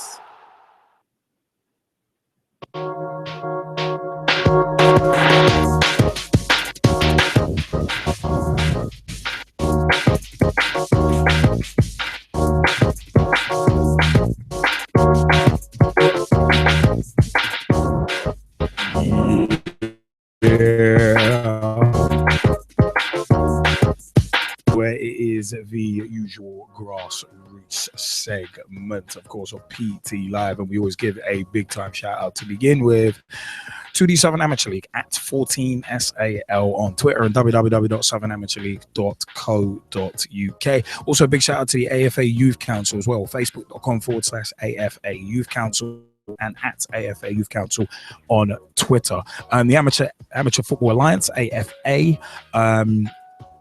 are at Amateur FA on Twitter and www.amateur-fa.com. The team we usually focus on, give the main focus on is the Ibis Eagles AFC, www.ibiseaglesafc.co.uk. That's facebook.com/Ibis Eagles AFC, which is the group. Twitter.com/Ibis Eagles AFC, at Ibis Eagles AFC on Twitter as well. Match days are Saturdays. I said final segment of the show. We're rounding out with the grassroots segment tonight. So training is on Battersea Park Astro Turf this Wednesday, and every Wednesday it's in the bottom left hand corner of the park near the Adventure Playground. Nearest gate is the Sunview Gate. It's just off Prince of Wales Drive. It's a 7:30 p.m. meet. There's 30 minutes of fitness work, then a full hour on the Astros. No boots, no molds, just trainers and Astros allowed on that pitch. Results from Saturday 20th of February 2016. The Ibis Eagles ones were held to a 1-1 draw against Wearside Rangers. The Ibis Eagles reserves, the twos, lost 5-4 at home to Q Association reserves. It's well, I was unlucky in that one. From all accounts, unlucky in that one. I had a chance to chat to Jack Lloyd and a couple of the lads after the game as well. The Ibis Eagles Freeze had no game. Old Wilsonians Fours beat the Ibis Eagles Fours 3-1 down in Kent, down in Hayes. The Ibis Eagles Fives, we drew 3-3 with Bank of England Fours. More on that in a second. Old Blues Fours 1-1-0 against the Ibis Eagles Sixes. So mixed bag of results in that one. Fixtures for the 27th of February 2016. Ibis Eagles ones are hosting Merton. The twos are hosting South Bank Quarko's reserves. Civil Service Fives are hosting the Ibis Eagles Freeze. The Fours don't have a game, as are actually at home to South Bank Quarko Fours. It's down at the moment as a double header. That is going to be tough. Basically, double header, 2 60-minute games back to back. So that's a tough one. The Ibis Eagles Sixes were originally scheduled to be playing the HSBC Sevens at home, but because we've only got 3 pitches available, it has been switched to an away game for the Ibis Eagles Sixes. So the Sixes are away at HSBC. So in terms of the 3-3 draw with us Fives against England was not at half time, which gives you an idea of how mad it was. But Ed Ryan, our manager, actually decided to set us up with a 3-5-2 formation, which actually worked. With myself, Mark, and Greg as the 3 at the back. It kind of worked actually, but. Yeah, it was one of those games. They had a little live wire at number 10. Cool guy, actually, but it was one that was a real live wire. And it was mad. It was like 1-0, 1-1, 2-1. Well, it was nuts. I mean, we conceded, I think, about 10 minutes before half. We conceded, after about 10, 15 minutes? And we weren't doing too badly either. But it was one of those games where for a neutral, you would have loved it. But for for playing in it, it's heart palpitations. It really is heart palpitations. There were a couple of chances. There was one I think cleared off the line as well. It was one of those days where it was really difficult in terms of conditions because it had rained for a couple of days, but it was only light rain. The game wasn't called off, but it was one of them where the pitches were boggy as hell. On one of the goals actually coming from a throw-in, I was behind Greg trying to cover him and clear it. Slipped as I went for the header. They went in and scored. So it's conditions were boggy as hell. Great for slide tackles though. I got to admit, great for slide tackles and interceptions, but it was difficult conditions. But it's a game that I really enjoyed playing in. But it's another high scoring draw for the Fives. We've had in recent weeks we've had that 3-3. We've had a 1-1. We've had a 4-4. We've had another 3-3. We had that 3-3 against Civils. The 4-4 against Carl Shorten again. We had an 8-3 a few games back as well, which we won. So it's been mad. It has been mad. We haven't actually played South Bank Quarko this season, so to have a double header against them is going to be very, very interesting. For pictures and video clips from the Ibis Eagles Fives games, go to ibiseaglesafc.co.uk. Whenever I get subbed, I start taking pictures and taking video. So it's one of them. But big shout out to the Ibis Eagles, at Ibis Eagles AFC on Twitter and Facebook.com/Ibis Eagles AFC and www.ibiseaglesafc.co.uk. is the website. You know what? It is time for us to start. It is time for us to start vacating the place with a haste. So it's about time to say.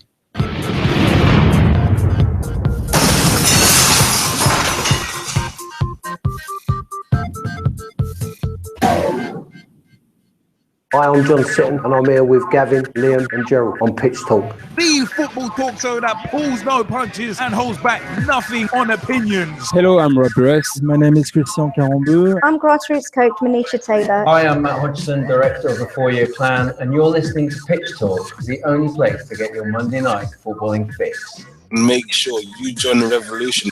The pitch is where we eat. The pitch is where we sleep. And the pitch is where we talk. I'm Andy Copeland from the Glennet Southern Amateur League. Philip Wick, I'm CEO of 14. I'm Rob Lusher, former chairman of Ibis FC. I'm Samira Swanee, co-founder and co-director of Motivate Sports and Fitness. And you're listening to Pitch Talk. Ladies and gentlemen, boys and girls, children of all ages, straight shooting LJ, the G-Man and Jesse Fizzle proudly bring to you the football talk show that pulls no punches and holds back nothing on opinions, because the pitch is where we eat. The pitch is where we sleep.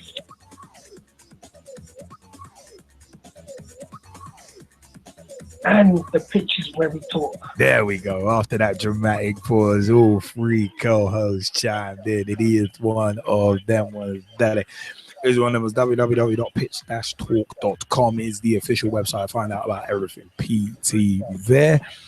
Also, youtube.com/Pitch Talk. We will be adding to that soon with Pitch Talk at the Capital One Cup Final 2016 next Sunday. We're going to be down on Wembley Way doing a bit of filming. Again, we're going to have a lot of fun. I'm going to have my hair spray painted red.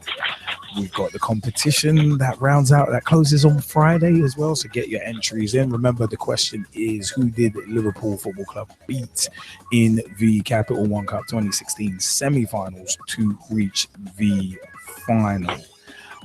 Email your answer to pitchtalk@gmail.com, and in the email put Capital One Cup Final Competition in the subject line to be in with a chance of winning one of 3 signed Liverpool FC calendar, signed by the 3 co-hosts of your Monday Night Football and Fix Pitch Talk Live official Liverpool calendar. So if you know anyone who's a Liverpool supporter, it's a nice little present to get them. But yeah, it is one of them ones. We're down on Wembley Way next week. Also, twitter.com/Pitch Talk. Tweet with us, follow us, see what we are up to at Pitch Talk on Twitter. Tweet with us, follow us, see what we're up to. Also, Pitch Talk Live on Google+. We're on Instagram at Pitch Talk on Instagram too. 07535804466 is the mobile number. Call us, text us, let us know your views. Also, it is one of them ones. Facebook.com/Pitch Talk. Become fan, become friend, become member of the group. Join the footballing revolution. We are working so hard to create. Also, pitchtalk.blogspot.com or .co.uk will get you to the blogs. Blogs by yours truly, straight shooting LJ, the G-Man, Jesse Fizzle, and many others, including Dave Mear, aka at Mearsey on Twitter, and his Word of a Ref blog. Also, it is one of them ones. We do podcast on iTunes, Mixcloud, Podomatic, Spreaker, and TuneIn Radio as well. Feel free to share those links. Give us a like, give us a review as well. The more comments and reviews we've got on the stuff, the more it helps it get noticed. So, all good. But you know, also, it's one of them ones. We've had fun this week. Big shout outs to Ian Kerr and Finn Whiteline Magazine. FinnWhitelineMagazine.com. You've heard the roundup. Buy the shirts, buy the mags. It is one of them was. Big shout outs to Finn Whiteline Magazine. FinnWhitelineMagazine.com. Facebook.com/Finn Whiteline Magazine, and at Tweet Whiteline on Twitter as well. Big charge. Ladies, their first are in the County Cup final. They beat Royston 4-2 after extra time. And they're looking to defend their crown because they are the current County Cup champions. So March 13th is that final against Watford at the County Ground, Letchworth. So big shout outs to Stevenage, ladies, as well. It is one of the most it's time to say a big shout out to Mike Harniman, to Brad Hicks, to Russ Vernon, to Jaymie Bailey, to Kieran Riley, who joined us earlier, to Danny, who joined us earlier as well. But it's one of us. It's that time. I have been straight shooting LJA. And I've been the team, man. We'll do that bit again, shall we? And I've been Jesse Fisk. And we will see everybody, not just next Monday, but if you're on Wembley Way, we'll see you next Sunday too. Good night.